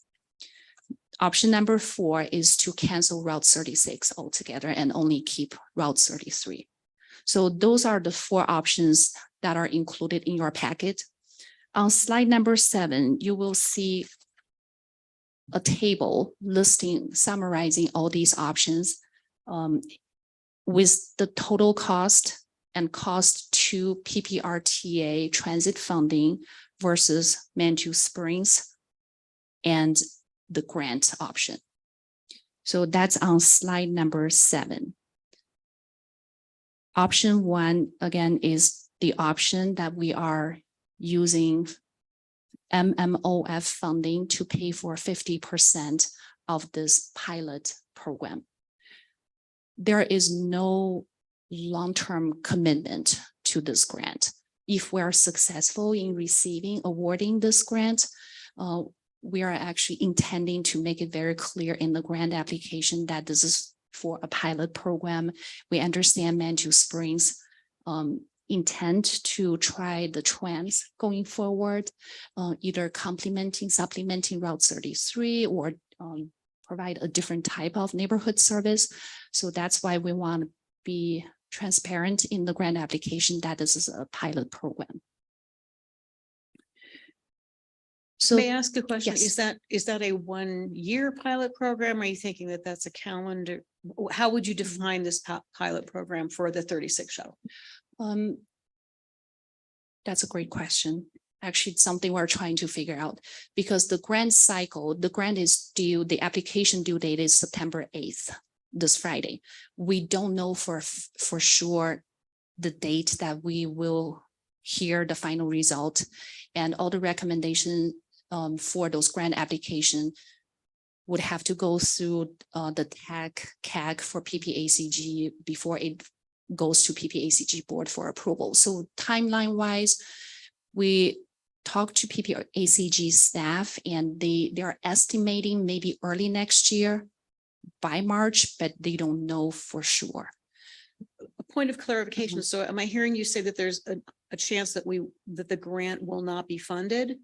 Is that what I'm hearing you say? It is a competitive process that we are applying, putting this project forward. But we believe this is a pretty competitive and good project. We're hoping this will be funded if we move forward with it. And once the grant, oh, sorry, Denise. I'm sorry, was there a question here? Denise, please. Let me respond to that. The pilot program can be 1 year or 5 years. So we can take it for a year. And then if we say, oh, our tram program, we want that to take on 36 and not continue with this program, we can end it at that point and then take on 36 as the tram. So there's a lot of flexibility here, but the pilot program would need to be at least 1 year. Thank you. Thank you. Yeah, Julie, question? So Denise, does that mean that, or whoever knows the answer, does that mean when we apply, we have to indicate if we're applying for a 1 year grant or if we're applying for a 5 year grant? Or do you just decide each year if you feel like reapplying? How does that work? There are 5 years of funding available for this call for project. We are putting in there with the option up to 5 years for this pilot program with a note in the application to be fully transparent that at the time when Manitou Springs is ready to operate the trams, we will stop. We will return those funding. And the trams, does that mean an electric trolley or something? Is that what trams is? Yeah, our program. So as you know, those are coming in and it's going to take a good year for us to decide where is the best place to use them. Should we buy additional ones, whatever that may be. But this is $154,861 that we will be putting towards this program. After a year, we may decide that we can run our trams for $50,000 and offer the same service. So those are the things that we will be looking at. And then we'll be talking to Mountain Metro at that point and say, okay, after a year, we want to end, or yes, we want to keep it going because we're going to use our trams in other areas. And we'll be bringing that to council for review and evaluation. So whenever I hear is it TRAMS? Is that what you're saying, trams? Yes, the So electric whenever trams that we purchased. So is an electric tram different than an electric shuttle? Or is it just another word? I mean, are they different? Are they the same? Probably somewhat similar. You've seen the pictures of the ones that we purchased them and we just call them trams. Oh, okay. I don't know if they're, yeah. Okay, that helps. Thank you. Mayor. Thank you. Judith? Thank you, Mayor. So I want to bring up an issue that I get a little bit of heartburn about with these presentations. And I was at the last presentation when you came and talked to us, and getting the 36 shuttle year round has been a passion project of mine and several other council members. We've been talking about this for years. I want you to look at slide 2 for a moment. And what frustrates me a little bit is at that meeting, I don't recall council giving direction to staff to extend Route 33. And in your presentation, you said that you, staff reached out to you to inquire about extending the 10-minute service through October. I'm sure that the residents that are on Ruxton and in that area probably didn't reach out to you and go, you know what I really want? I really want that diesel bus going up my street every 10 minutes for 8 more days, at least in October. So given that we sit in this chair and serve at the pleasure of our residents, I get a little frustrated that these options are presented to us, and there aren't any options that don't include extending the 33 shuttle. So the first thing I'd like to do is separate those into 2 different discussions. To me, and I hope that the council is on board, I think we need to have a robust work session on the future of what we're planning for our micro mobility, especially given that we did purchase 2 electric trams that seat 18 people each, that for our pilot, and they are $70,000 a piece. So at $154,000, we can buy 2 more of those. Now, I need some more information from you, because I don't know how much a driver costs, or how we can factor in all of the costs associated with these options. I can tell you that I'm a big fan of trying a pilot for no longer than a year for the 36 shuttle, somewhere between 7 and 12 passengers, as part of a larger goal. But I'm having some frustration. We just had a community survey, and 68% of the respondents said that they feel that we are really focusing more on the tourists than the residents. So I have a little bit of worry about automatically wrapping that 33 shuttle weekend service through October into the discussion about the 36 shuttle. So I'm going to just ask that perhaps we talk about those separately, and perhaps there's another option, in option 5, that doesn't include that. Sure, we can separate that out.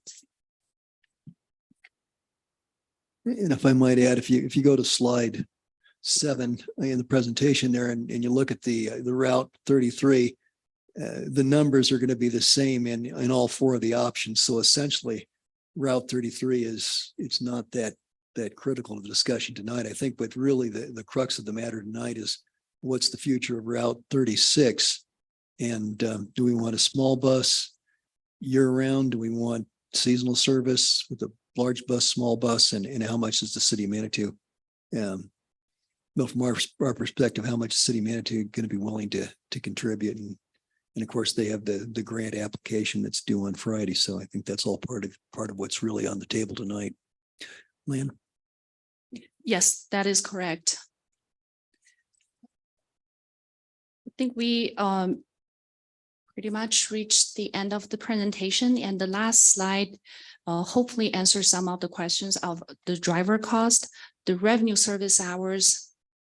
The cost per revenue service hour mainly is really for the operator cost. And then we also have fuel and maintenance broken out on the last slide, just for your information. Right. Thank you very much. Council, do we have questions? Julie? And then John.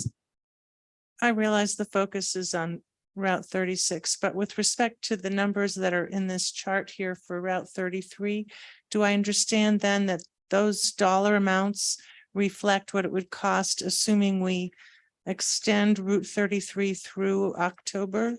Is that what those numbers are? That is correct. And if we don't extend through October, typically it ends at the end of September. Is that what our prior arrangement has been? Yes, that's correct. And how much do we save if we shave October off of there? Do you know, is that a number that's readily available? Isn't that the $52,375, which would be Manitou Springs contribution? That number is going to include the service that, the other weekday service.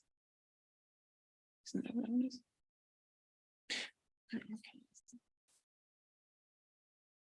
It will definitely be lower than 52,000. We'll get that number to you. And isn't it up to council to decide whether we extend to October or not? That hasn't been, do you think that's already been decided? No, I probably should clarify this. This is why we've had some discussions as different options for transit services next year. And I apologize, we really should have broken that out. But the intent from us, Mountain Metro, working with your staff is really to present these options to City Council. And what we heard from your staff is they will not make any decision prior to us presenting and sharing the information with City Council. And that's why we are not moving forward with any of these changes without coming to you here first. Okay, thank you. So just clarification. Thanks. Thank you. Let's see, who was next? Judith, did you? John, did you have your hand raised there a minute? Did you? Yeah. You did, but you changed your mind. Yeah, I did. Okay, all right, that's fine. You can change your mind. Okay, Nancy. Yeah, it seems like the Route 33, we do need a little bit more information on, particularly with the budgets and the getting the numbers tonight makes it a little hard to do any, look at what We really can- makes sense. Yeah, we can send it tomorrow. I think. Yeah, and it doesn't sound like you need a decision tonight on Route 33, correct? Correct. Okay, so Route 36, it sounds like you do need a quick decision, or 36, yeah, Route 36, you do need a quick decision on in order to apply for the grant, right? It would be best if Yeah. we have that direction.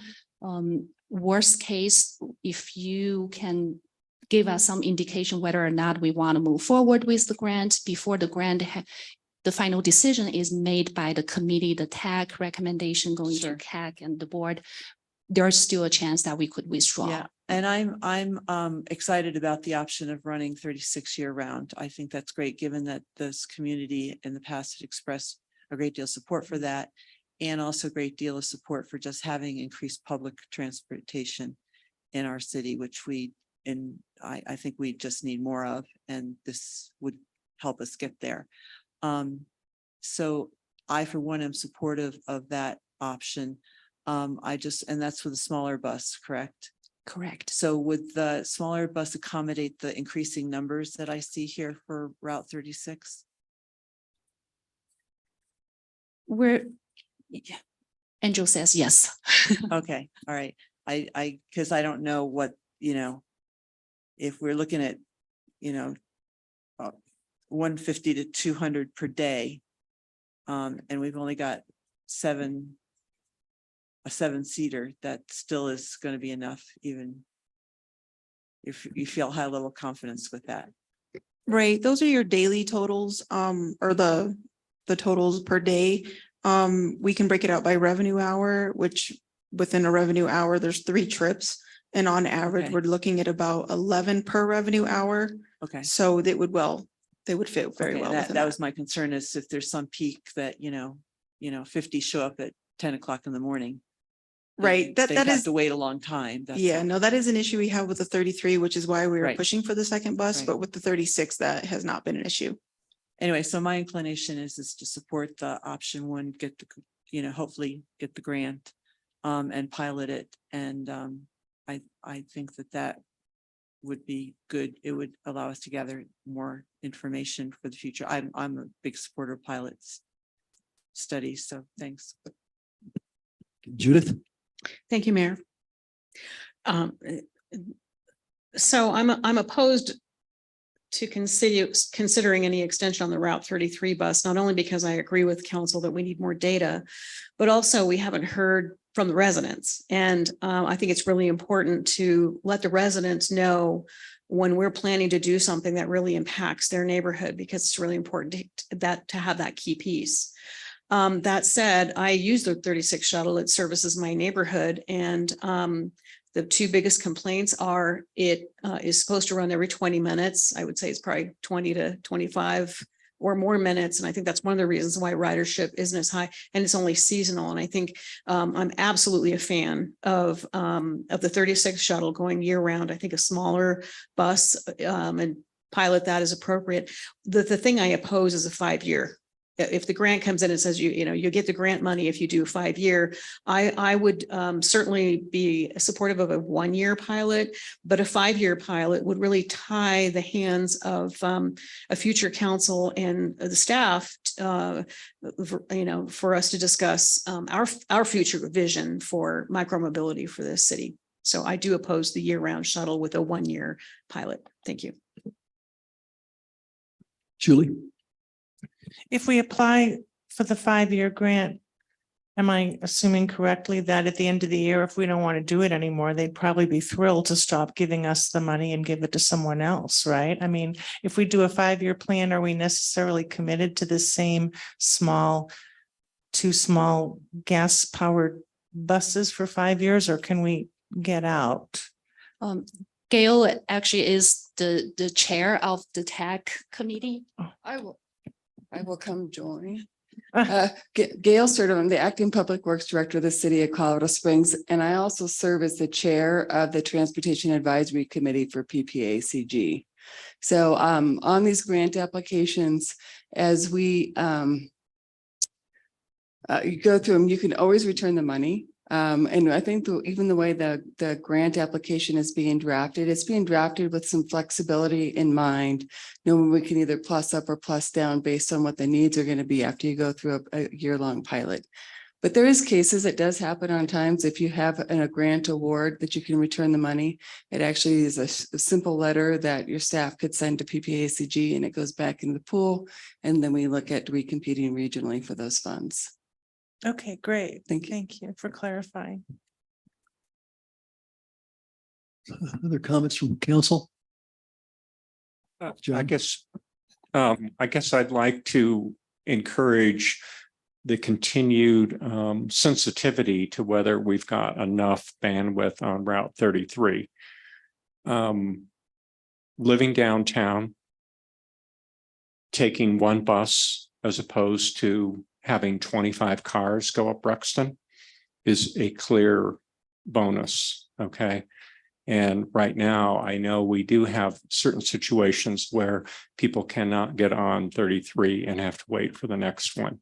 So I really appreciate our staff and your staff sensitivity to creating, headways as appropriate that make sure that people, because to me, when it's that popular, it seems like to me, we ought to be reacting with transit. My other comment, I guess I'd like to make with regard to, I know the angst of people on Ruxton with regard to those diesel buses, okay? And my comment is that just because one electric bus will not make it through the whole day doesn't mean, it doesn't seem like to me, then maybe we say, we have to have 3 electric buses. See what I mean? And I do think that is a huge priority of Mountain Metro, is to get these diesel buses off Ruxton. This has to be an absolute priority that you guys do. Those buses are going to be a turnoff because that you are operating these smelly diesel buses on that street. They're noisy. They make a lot of noise with their braking system. Okay. They seem to be kind of old and creaky in terms of with their brakes and the whole 9 yards. So what's going to happen here, I think, is that if we don't be aggressive about getting some electrification on that route, okay, people are going to give up because they do not like that. So I would say that bring us some options, show us what will work there, but don't come back to me and go, oh, a bus won't last all day. Okay, if it'll only last 4 hours, okay, then that bus can be charging, okay? And we have already shown with our staff that we can put charging facilities in pretty short order. And if we have to have a bus standing by and charging so that it's cleaner for those residents in Ruxton, I think you need to bring us those options. Thank you. I guess I'd like to kind of follow on your comments there, John. I think it was a couple of years ago at a PPRTA, maybe it was a PPACG meeting. when Mountain Metro announced that they were going to get some electric buses to try on a trial basis, get two buses. They were going to run them in eastern Colorado Springs where it's nice and flat because they didn't have any experience with the electric buses, weren't sure how long they'd last. But really in the last several years, Mountain Metro they've been cognizant of Manitou's concerns about the environment, and they've done a lot to make that available to make their test cases here in Manitou. So they're collecting information. They're doing a lot of things we've asked for, trying to move along. Getting a bus up Ruxton, it's narrow and whatnot. And I think one of the initial concerns was a big bus wouldn't handle the road as well. But I think Mountain Metro has really made a yeomanly effort to try and get electric or hybrid electric buses to the west side of Colorado Springs and into Manitou. So I think they should be recognized for their sensitivity and proactiveness in doing that. I guess to change topic a little bit in looking at the ridership numbers, I was been a little distracted. I've been a little distracted, I think, by playing with numbers. I was looking at the Route 36 ridership numbers. We've got 3 months there. If I extrapolate a little bit, I'm guessing that ridership would be about 7,700 passengers for the 5-month period. If we look at the chart on slide 7 and just look at Manitou's contributions for options 1, 2, and 3, we could take $150,000 as the city's share to support that 5-month operation. And if you do that, the cost per rider is a little under $20 a person. That seems to me to be a pretty expensive way to get people around. I kind of struggle with spending that amount of money. At the same time, I'll look at it and say, well, that's keeping cars out of downtown. It's reducing congestion. There's a benefit there. So I'm a little bit hard put in looking at that kind of, delivery of services system to spend close to $20 per person per ride throughout the year seems to me to be, a non-winning scenario. I think we need to do something else. I don't think that going to a year round is going to make it any more efficient. I would think we'd have less ridership in the off season, of course. That's what we call it, the off season. And we'd have a higher cost per rider. I can appreciate Mountain Metro's situation where the opportunity for the grant is we're looking at a Friday deadline here, but really it's nice to get a grant. It's nice to have things the equipment to play with to expand programs. And I'm not sure that this is really a solution for what we want to do now. Lynn, do you want to? Yeah, sure. First of all, thank you, Mayor, for the nice comment. That you actually nailed it. That's really the challenge for any transit agency to figure out. Is it we build it, they'll come, or is it something that could fail? We started the Manitou Springs Route 33 program back then with a CMAQ demonstration program, and look at the ridership today. We started with lower ridership and it's off the chart good. We also started a UPass program for those who were here a few years back, and that program did not succeed. So we ended up cutting that program. It's basically a commuter service from here to Divide, all the way to Divide off 24. On 24, bring commuters back and forth. And that program, that service was not successful. So I don't have a good answer for you. And Route 36 ridership is not the worst one, is not the best one. So it's somewhere in between. We really don't know whether or not this pilot program would be successful enough to whether continue, or this is the model that the future trams will follow. It could be very successful after the pilot, and also takes a while to build that ridership for people to actually rely on a new service and give up their personal car, but it could also fail. We really don't know that answer. Great, thank you. Roy? Yeah, I got a question, Lan. I thought I saw on the news that you had free bus service and you had a record-breaking percentage. I don't know, a 70% increase. I don't know, it was pretty amazing, but is that UPass? Was that a charge service or was it free?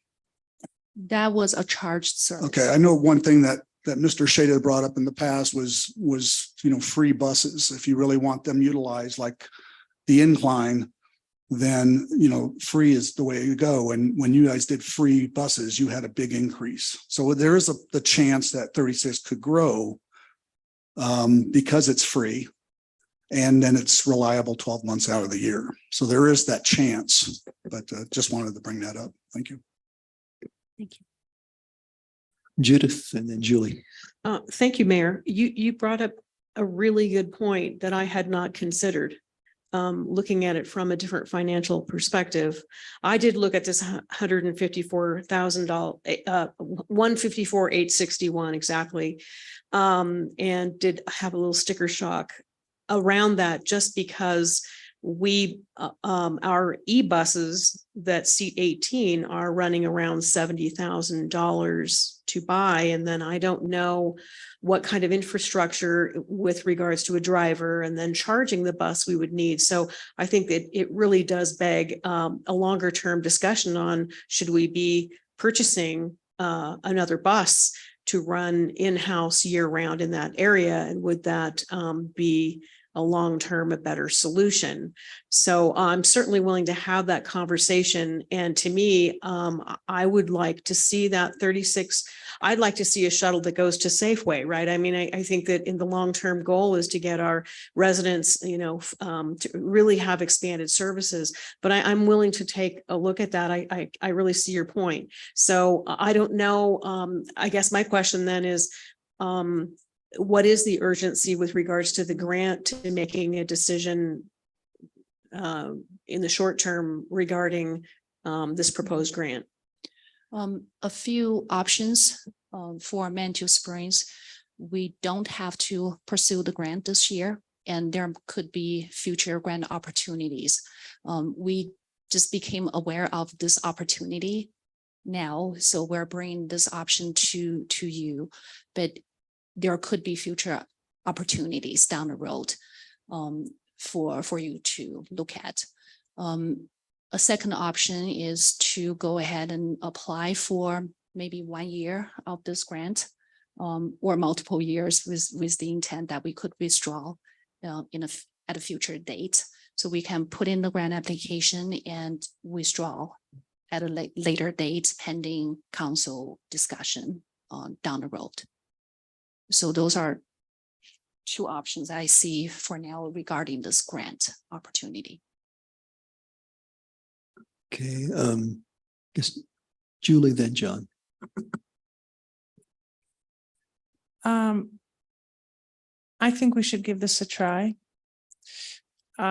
Because we don't have a crystal ball and we don't know if ridership will increase or not, but it's worth finding out, especially if there's a potential grant provider to pay for 50% of the cost to help us answer that question. If the ridership remains as low as it is now, I suspect we'll terminate the grant. Say thanks anyway, but if you'd like to use that money to help us buy an electric shuttle, maybe we could talk, that could be down the road. But rather than assuming that the ridership will stay the same, I'd like to find out for sure. And I think it's worth trying, worth finding out. I also am curious though, because one of the important factors in people deciding whether to use public transport is the frequency and the reliability. So am I correct in assuming that the small bus 36 year round would be every 20 minutes, right? And right now, I understand it's typically more like 25 to 30 minutes in between. So that may be a factor. We may find that ridership doesn't increase even after we try this, and it might be because the bus is always an extra 10 minutes late, and who wants to stand on a sidewalk in the pouring rain where our bus terminals don't even have our bus stops just have maybe a bench, if anything, no roof or anything, which is crazy if you want people to use transit year round, but that's a different subject. But so there may be reasons that the ridership doesn't to prove that are worth looking at, but I think we should get started is my position. Okay, thank you, John. I'd like to ask a question. Is there a possibility that from 30th to Manitou, that zone be a zone that if you got on, it's free? And vice versa, if you're in Manitou, you can ride down to that zone for free? I guess my comment is, it seems like this success that we've had with 33, okay, is a lot about, okay, particular destinations. There's some magic with that. Okay, all right. But Route 3 is also pretty popular as well. And I'm just trying to figure out how we've done some transportation surveys. We've done some city survey stuff, questions about whether our residents would like some service down to the Red Rock Shopping Center. And I'm trying to figure out how to make that happen with essentially the infrastructure that we have without reinventing 36 or reinventing, well, obviously 33. We shouldn't be touching that with a 10-foot pole. That's so successful. We need to figure out how to really, make that as more successful as possible and not have anybody waiting on that at all. So I'm just going back to the number 3. Can we look at some things like that? And then I guess I'd like to see also some tie-ins where basically we tie essentially much more of the West Side and Manitou together with free bus service as well. So that same question of asking how you can board 3 and get down to the Red Rock Center, this is the same kind of question about how you could board that and get down to Colorado City as an example. You can see where I'm kind of headed with this, okay? That it seems like to me that if we can show that there's some success in doing these things and increasing ridership and getting people out of cars and whatnot, okay, and increasing the ridership, okay, then maybe it makes sense that 3 is free year round all the way from the depot in downtown Colorado Springs to Manitou. And we try and figure out how we really kind of, step these things up. So that's why I'm a little bit skeptical of this grant thing. Okay.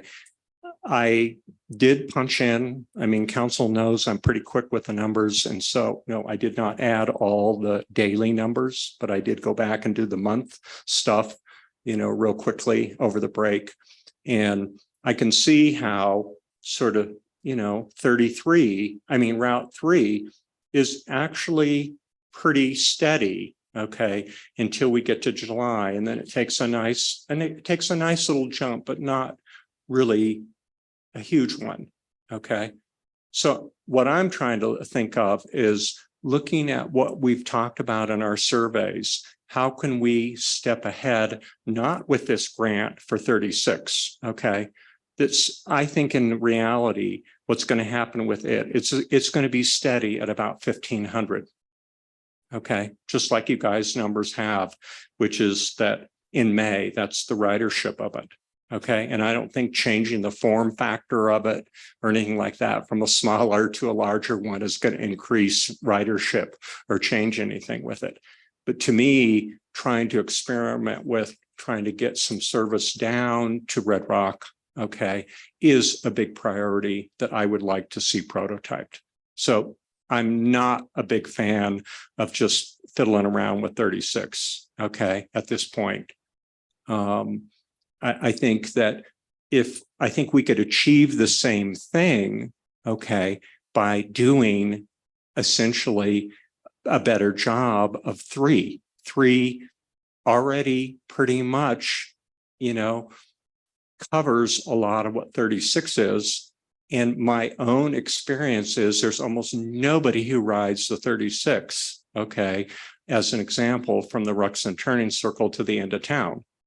The only people who are on that who've gotten on that bus by accident, and they're like going, oh, I wonder where we're going, that kind of thing. But I don't think there's anybody who is riding that, okay, and using that for some kind of transportation.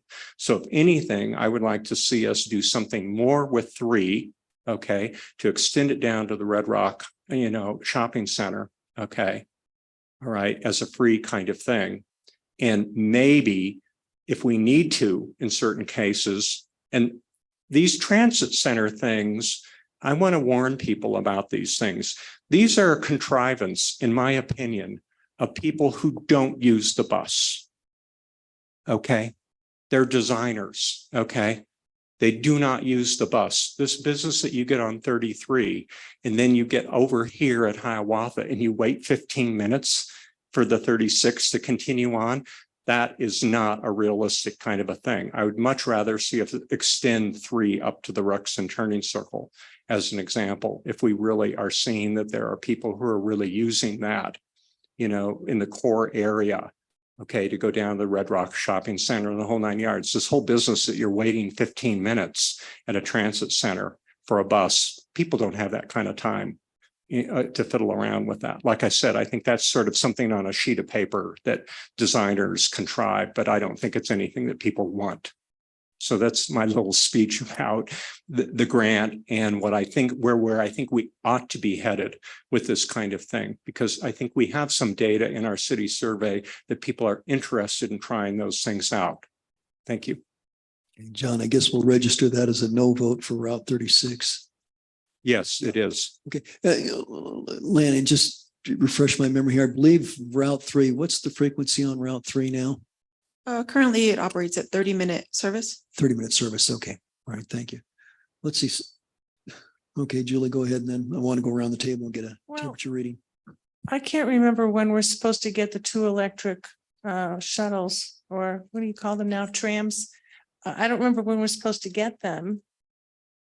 Roy, could you address that? Yeah, we should we get could those in November, November, December. So if we wanted to pick up and take care of the Route 36 people, what if we use one of the electric shuttles for that? So that we're not ignoring that whole section of the neighborhood as an option or as an alternative to putting down $160,000 on the Right. smaller buses. I think that's a good point. I think that part of our intent in getting those trams was to be able to provide some flexibility and provide service. So Right, so that's another option I hadn't considered until just now is that, and we'll be getting, this is for 2024, we're getting the trams in a couple months, it sounds like Roy said. So that's another possibility because I don't want to abandon that neighborhood and I don't want to, I really like the idea of looking to see if we can get people addicted to using the transit and for it to be convenient and pleasant and frequent enough. But maybe that's the better alternative, just throwing that out there. We don't already have a designated route for those 2 trams, correct? We haven't made that determination? no, we haven't. Okay, thanks. Okay, well, council, I guess I'm trying to get a feeling here as to, do we want to go with options 1, 2, 3, or 4? I mean, what's our druthers? I guess, Julie, you had been in favor of, I think, option 1. Is that still the case? Well, I'm not in favor of option. We can't call option 1 includes the expansion into October of 33 since they're bundled together. So that part of it, I'm not in favor of, but I don't know if I know that if I know that those, at least if those trams can be used to service this neighborhood, and if we can get data on the usage of that, then I don't necessarily need to spend $160,000 to match the grant that we Okay, might not get, that we may or may not get. So Okay. I'm up in the air, Mayor. okay, well, we'll tell you, let's go around the table. We'll come back to you.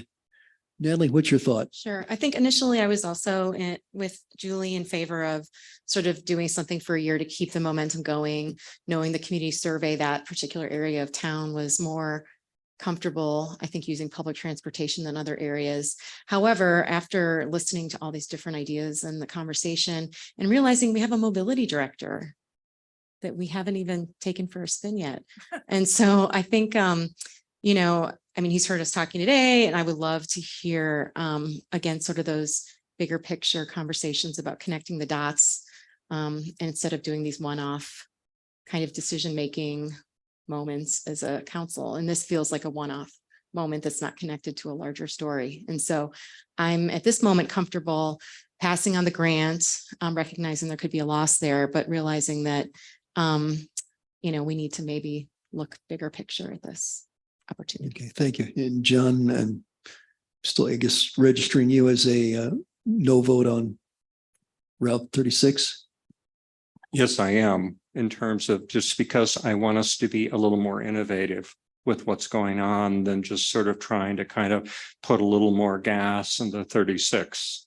And so I like Natalie's comment about looking at a little bit bigger picture and us, you know, using our new director and the data we have.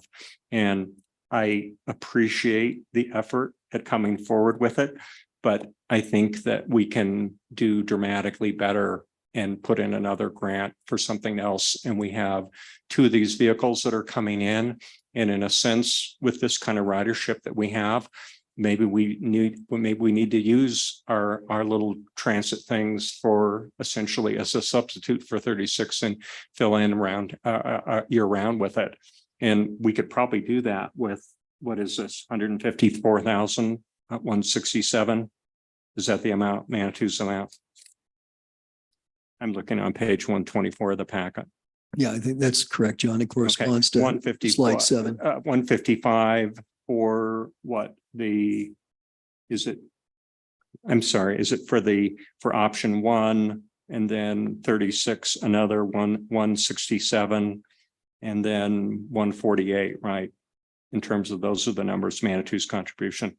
I just want to make sure I'm clear on the numbers. Thank you. Yeah, thank you. Yes, Mr. Mayor, I think you can conclude my sentiment. Thank you. Okay, all right, thank you. Nancy, I think you were in favor of supporting a Yeah, prototype. I Is that remain correct? in favor of option 1, Route 36. Probably I'll support option 1 for Route 33 as well, but let's not discuss that anymore tonight. I think we need a little bit more analysis on that. But I remain a strong supporter of Route 36 for at least a year to pilot it, really start collecting data, because even with the trams, I'm not optimistic that we'll be able to get those up and running anytime soon. And I just think it's worth investing in public transportation. And this is one way to do that. So. Okay, thank you. Judith? Thank you, Mayor. So with regards to the Route 33, I also need some more data, which includes input on car displacement, and I want some resident input. So I would like to gather some more data on the 33 decision. Since we already are contracted with you for the 2024 year with regards to the 36 shuttle, is that not correct? We are our contract, because we contract with you a year or more in advance, we're already set up to have the 36 shuttle from May 1st to September 30th, 2024. Is that not correct? That is not correct. It's not correct. Okay, thank you for clarifying that. Then what I want to support is, I don't care how we do it. I don't care if we do it via the grant or the e-bus, e-tram, but I want year-round shuttle service in that area. I think that if we're going to be a micromobility city that supports the citizen community survey for the last 3 years, overwhelmingly, the number one thing is traffic congestion and parking. So we need to let our residents know that we're doing something about it. It's my understanding that when we voted to support the E-trams, which I'm very excited about, we originally thought about a pilot that might take them both basically around Manitou, but I would be happy with taking one of those e-buses and doing a pilot with that in the El Paso Beckers area and not approving this grant. Either way, I don't mind the path we take, my preference would be to use the e-bus that's coming and not spend $155,000 that we don't need to spend. And do that as a pilot because we have the bus anyway. If we're not getting the data that we want, then we'll know that and we can repurpose that bus to another section of town. So I am for, if I had to make a decision tonight, I'd be for not supporting the grant and supporting a dedicated E-tram for that area that's coming in November. Okay, thank you, Judith. Michelle? My sentiments are with Judith. We are getting that 2 electric trams in November. And so I am not for spending an additional $154,000 and $154,861. So I'm not for the grant. Thank you. Okay, thank you. And from my perspective, I don't think I'm in a position to support the grant at this time either. There's a lot of questions that have come up. I think it's laudable that you've made an effort to pursue this. I don't know it's necessarily a good fit for Manitou. We have a couple of electric trams on order, and you may not have been aware of that. We're hoping to use that to do some sort of neighborhood and to have a very flexible kind of transportation system here, so we can take care of crowds and events and that sort of thing as well. I look at the price tag, to operate that 36 route, and to me, it seems like it's underperforming, which is not Mountain Metro's fault. It's a question of how much demand there actually is, and there's no good answer. I think a lot of times, ironically, one of the things about the bus service is so often it's the safety net for people who have no other option. And so we accept and we understand that a transit system is not a for-profit operation. But at the same time, I think we need to see some financial sustainability. And I think maybe Route 36 is not that. It was subsidized by the URA. They still have a lot of questions. I think we could have a more integrated and better long-term solution. So I think I would pass on the grant tonight. Overall, I think the majority of council then is, we'll see, Michelle, Judith, myself and John tend to, and then Natalie, I think you had reservations. So I think the majority here is essentially we want to pass on that grant. We could take a formal motion if we want to. Julie? I just want to say that I really appreciate all of the work that must have gone into not just preparing this packet for us, but researching the grant possibility and having drafted it. I know how much work it is to draft a grant. It's overwhelming. So I really appreciate the efforts you've made. And I feel badly that perhaps we've asked you to pursue this and you did, and then we said, no, thank you. But I so appreciate your efforts because we're going to need your help going forward with our other proposals. So I just wanted to put that out there because that's a lot of work to get this far and it was to help us. It is. I think that's well said, Julie. Good point. Well, I don't think we need a formal motion to do anything, but if there's no further discussion, I think we. Mayor, may I make go a ahead. formal motion? Sure. Because I want to be real clear. I move that we do not pursue the grant and instead commit to utilizing one of the new E-trams to service that area, Becker's El Paso area, year round, beginning in at least the new year. I don't know how long it's going to take. Roy, is that safe beginning in 2024? Yeah, I'm thinking January, February to be realistic. Hopefully we get it in November, December, because you just never know. But and then we have to have time over the holidays and a lot of things at that point, but try to get it running at least by February. And I like the idea of testing it out on 36. I think it's definitely it's a flat area. It should tell us how long these things can last on the flat. road. So I think it's a good idea. So I'll rephrase my motion. I move that we do not pursue the grant for the 36 shuttle and instead utilize one of the new E-trams beginning early February 2024 or later. Is there a second? Sure. Seconded by. Sorry, go ahead, Ju- John. Well, just a minute, we'll see if there's a second. Is there a second? Second. Okay, Julie seconds it. Okay, for discussion, Nancy? I just wanted to say that I think it's high risk to do that until we get input from both Roy and our new transportation and mobility coordinator. I just suspect there's a lot that's going to go into this, and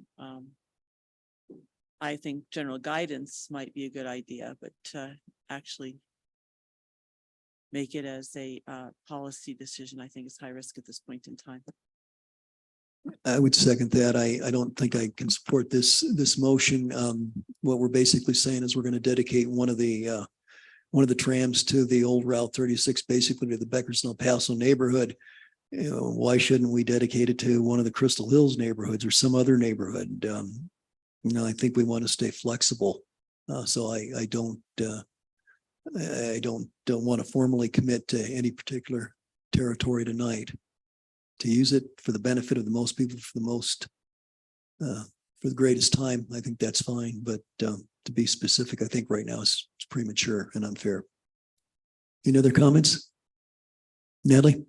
I mean, I'm willing to consider it if we use the word pilot in the motion.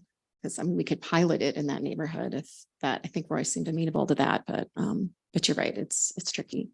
And it's holding potentially another council to a decision that we make, which we're always reluctant to do. Well, one council can change the next council's decision, or we could change our own minds too.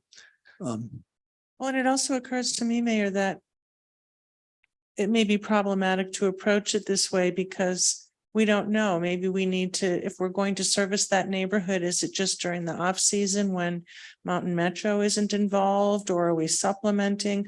We also don't know if we might need two trams for the same neighborhood, if depending on how frequently we have to recharge. If a tram can't make it through an entire day, then there would be two dedicated to the same area. So maybe it is premature, but as a friendly amendment, I wonder if it would work if we just have a guarantee that this will be on the agenda on some date certain or some time so that we can see if we can have a discussion about how best to use those two trams once they come in. Would it make sense to get the trams in first and kind of test them a little bit, run them around town, see what kind of experience we have with recharging and capacity and so forth, and then think about how to use them? Would that make sense to council? I see some heads. Okay. Okay, Judith? Obviously, you understand my goal is to get some mass transit into town in a generally very underserved neighborhood, because the 36 shuttle is a tourist-centric solution on a residential problem. And it runs basically through the height of tourist season for the tourists. And the residents over there, and I'm one of them, feel that we would like to use micromobility, but it's not available to us. So my first question is along this, and I may amend my motion, I may not. How much is it costing us to run the 36 shuttle for basically 3 months? Oh, five, I actually guess May, June, July, 5 months. It's my, it was my recollection, it was at least around $70,000 as our Manitou's input for that. So if we are not going to commit to a shuttle over there, are we going to then do the tourist centric solution and just run the Mountain Metro Shuttle 36 again from May 1st to September 30th? I believe the amount was about 150, was it not, for those 5 months? And the URA used to pay that. Is that correct? The URA. The Um, URA used to pay that amount. I don't remember that Right. dollar amount, but currently it's on slide number 7 under Manitou Springs. Those are the cost for Manitou Springs. Right. So that's correct. That'd be in the neighborhood of $150,000. There's three different depending on- values on slide 7, but the average is probably about 150. I guess I'm going to say this one thing and perhaps withdraw my motion. If we're going to do $150,861 grant for a whole year for a smaller bus that runs 20 minutes, then I would rather commit that money instead of paying $150,000 for 5 months of service. So if that means I need to retract my motion, what I'm trying to do here is to get this town to start really thinking futuristically about micromobility in all areas of town.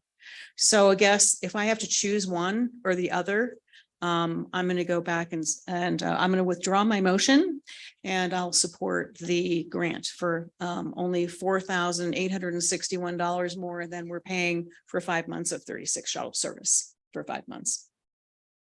Right. So Judith, if I understand you, you're basically in favor of option 1 now. Is that right? That includes the grant. I'm in favor of option 1 without the discussion about Route 33.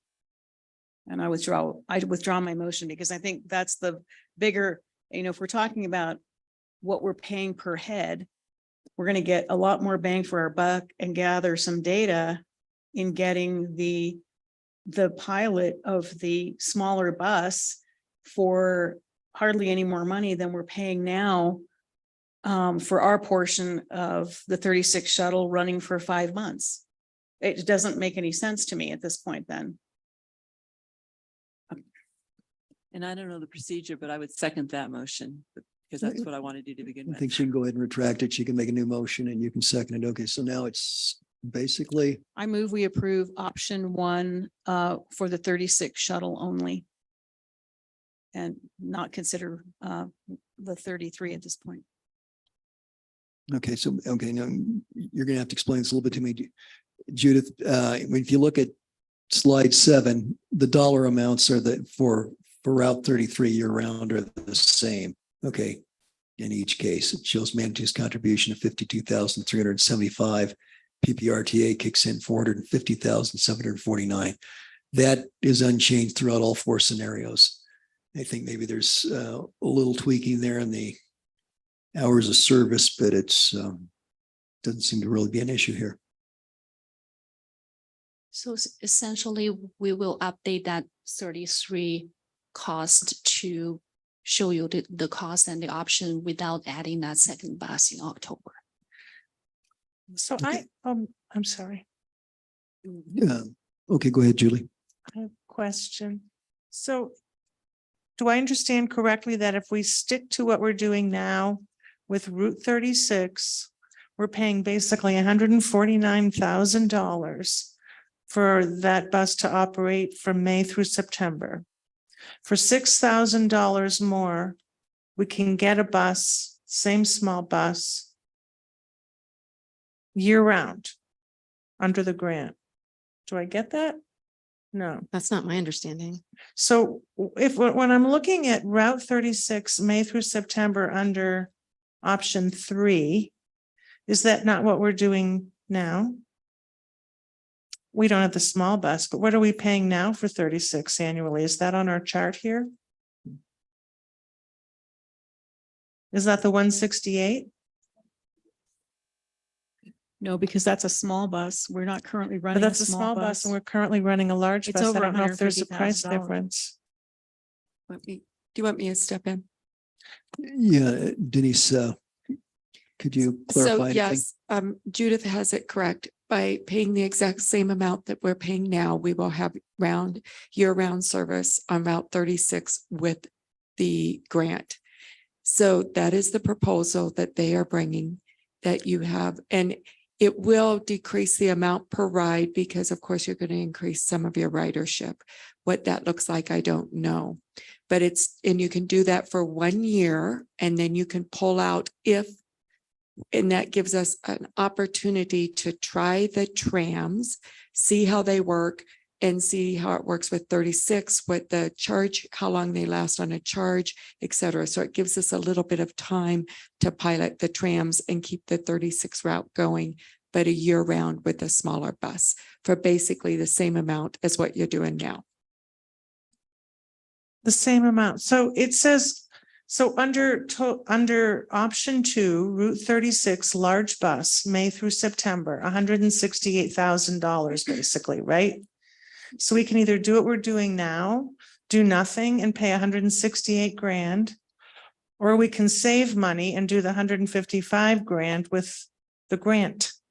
So we could save 10 grand by doing the grant. $13,139. Thank you. So we've saved $13,000 and dollars if we do the grant, and that way we get the service year round instead of for 5 months. So if I understand the chart correctly, it's a no-brainer because we're stuck with 36 May through September unless we want to eliminate the service entirely. And I think that would be kind of radical at this point. So I'm going to go back to saying I'd rather save $13,000 and do the grant. Okay, so the annual operating cost is going to be $309,722 or $309,722. Manitou will pay half of that. The grant presumably will pick up the other half. We could also decide, I think, that we are willing to do this if and only if the grant comes through. If the grant is denied, we can decide, well, that, forget it. So we don't have to be taking a risk regarding the grant.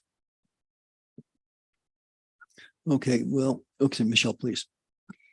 Judith, thank you for clarifying. I am changing my vote and I am for the grant, going after the grant, leaving Route 33 off the table for now, please. Thank you. Okay, so we have a motion on the table. Judith, would you like to restate that for clarity?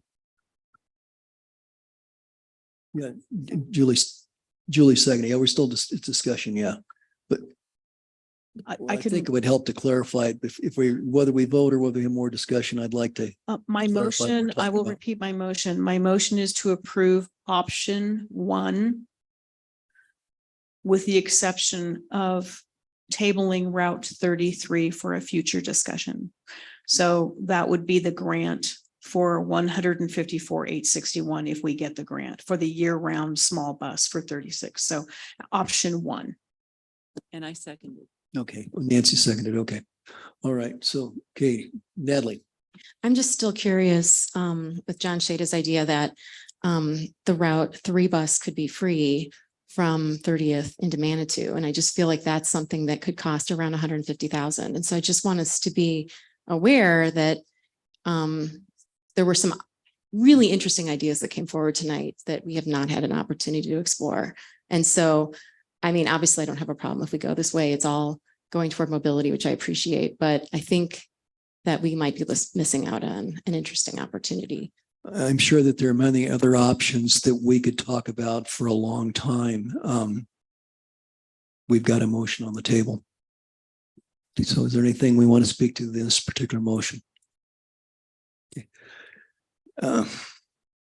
I see the overall cost going up $309,000 a year. So far, we're delivering rides to about 77, by my calculation, about 7,700 people. That's based on the 3-month sampling we have here. Doing it 12 months instead of 5 months will obviously increase that number, but it's the off season. I don't know what's gonna, if it doubles or a little more than doubles, maybe it'll do that. But to me, it doesn't seem to be a sustainable way of doing business here. And I don't see it as being really well integrated into our future. It does provide service to an area of town that is, I guess I wouldn't say it's underserved because it has bus service now, whereas other parts of town don't have bus service. So to me, it seems to be a bad idea. Any further discussion? Yes, I have a question, Mayor, if I could, about what you just said. Yeah. So it's my understanding with this chart that we are not paying the 309,000 that you just referenced. That's the total amount if you combine the grant money with the Manitou money. But if we're given a choice of spending 155,000 or 168,000, why do you prefer 168? I don't get it. Well, I think what I'm gravitating now to is doing away with the Route 36 bus and using our own trams. We've already spent, the money in getting those trams. So I'm getting I away from see. spending the 154 or the 167, any of those numbers there for Manitou. So I see. So you're not comparing the 167 to the 154. You're comparing 154, which is really 155 Yeah. to zero. to zero, yeah. I get it. Yeah, Thank you so- for clarifying. May I make a comment to that? That was my original motion. My original motion was to not fund not go with option one, but to have the new E-tram dedicated to that area. And that would, that I took a face plan on that one. So I was willing to go not approve option one with my motion if we could dedicate one of our new e-buses to that area of town. So I ended up having to withdraw that motion. And after I did the math here and saw the price difference and a savings of $13,169, then I reintroduced the motion, which is now on the floor. I understand. And I know my personal opposition to that was the idea of dedicating one of the electric trams just to that Route 36, to that single neighborhood. I could see serving that neighborhood, but I think we need to serve other neighborhoods as well. Okay, any further discussion? Okay, restate your motion again, Judith. You probably got it memorized by now. I lost Two. track. I move that we approve option one with the exception of removing Route 33 to a future discussion. And that was seconded by Mayor Pro Tem Fortune. That's correct. And Nancy, you still support that. Okay. Any further discussion? Let's vote.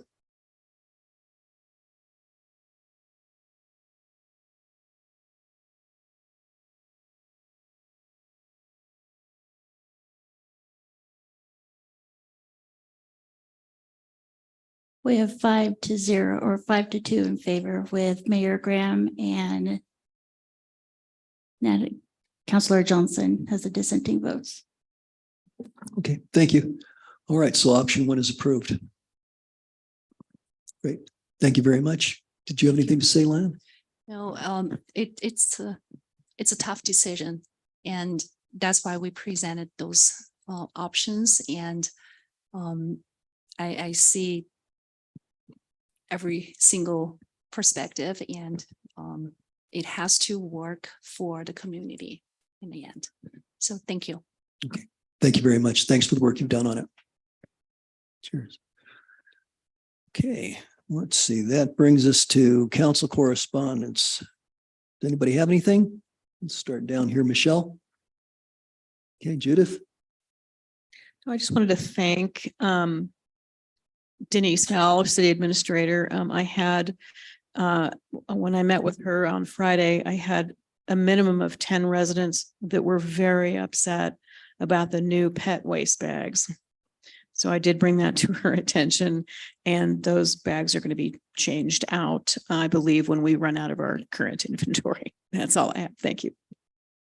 Okay, thank you. Nancy? Okay, John? Natalie? Julie? And I don't have anything either. Let's see, Denise or Roy, do you have something? Just we'll be restriping Ruxton and Crystal Park Road next week. And we'll be inlaying the center line, so hopefully it lasts longer than in the past. And then the town clock, we did get the parts in for the clock itself. So we do have a clocksmith, I don't know, I guess that's what you call them. And they're gonna see what they can do with making the clock work. And then we were told by the plumber that the fountain can be restored as well. So hopefully we'll have water going through the fountain. We're shooting before the end of the summer. So thank you. You mean the fountain on the clock? Correct. All right, it's been years. Cool. Denise? Yeah, just a couple of things. I'm hoping that we post the RFB for the library this week. We've had several people look at it, including the CDBG group. We've had various, we had Ratio look at it. So we're really trying to make sure that we have as few of change orders as possible and make sure it's a very comprehensive RFB. So we're hoping to post that this week if everything goes well. The mayor and I met with the mayor of Colorado Springs and Travis today, just to talk about relationships and how we continue to work together. So we had a good meeting up there. And Mayor, I don't know if you want to add anything to that meeting that we had. Maybe he'll come join us for Indigenous Peoples Day. And as a quick update, one of the centerpiece activity for Indigenous Peoples Day this year will be to plant a cottonwood tree out here in Mansions Park. If you remember the old saying to bury the hatchet, this goes back to the Iroquois, probably several hundred years ago. They were fighting amongst themselves.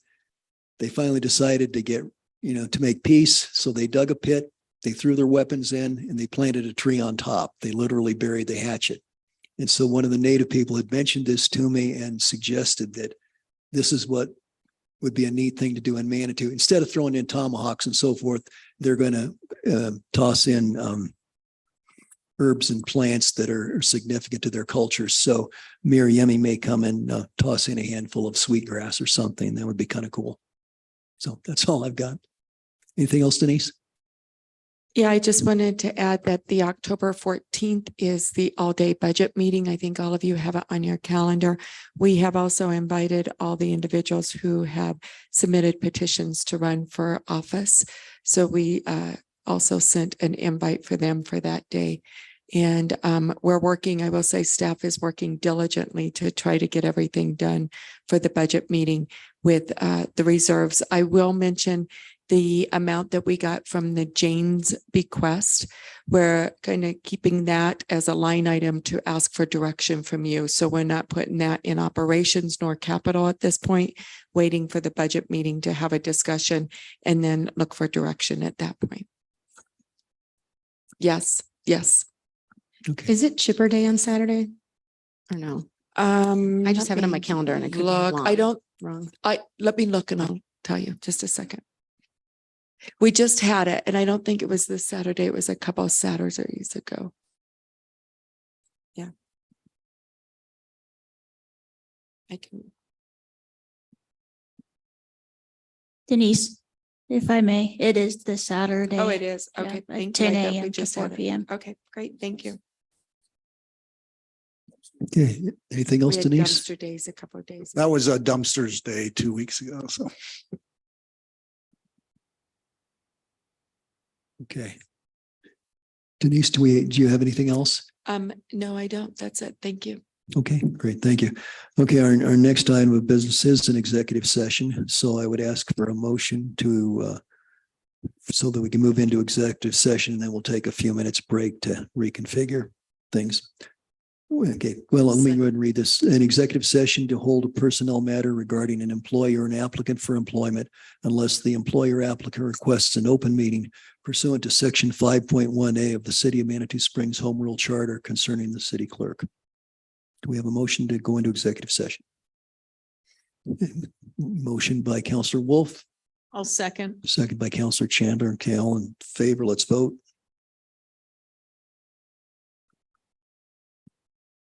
Okay, the motion's improved, so we will go into executive session.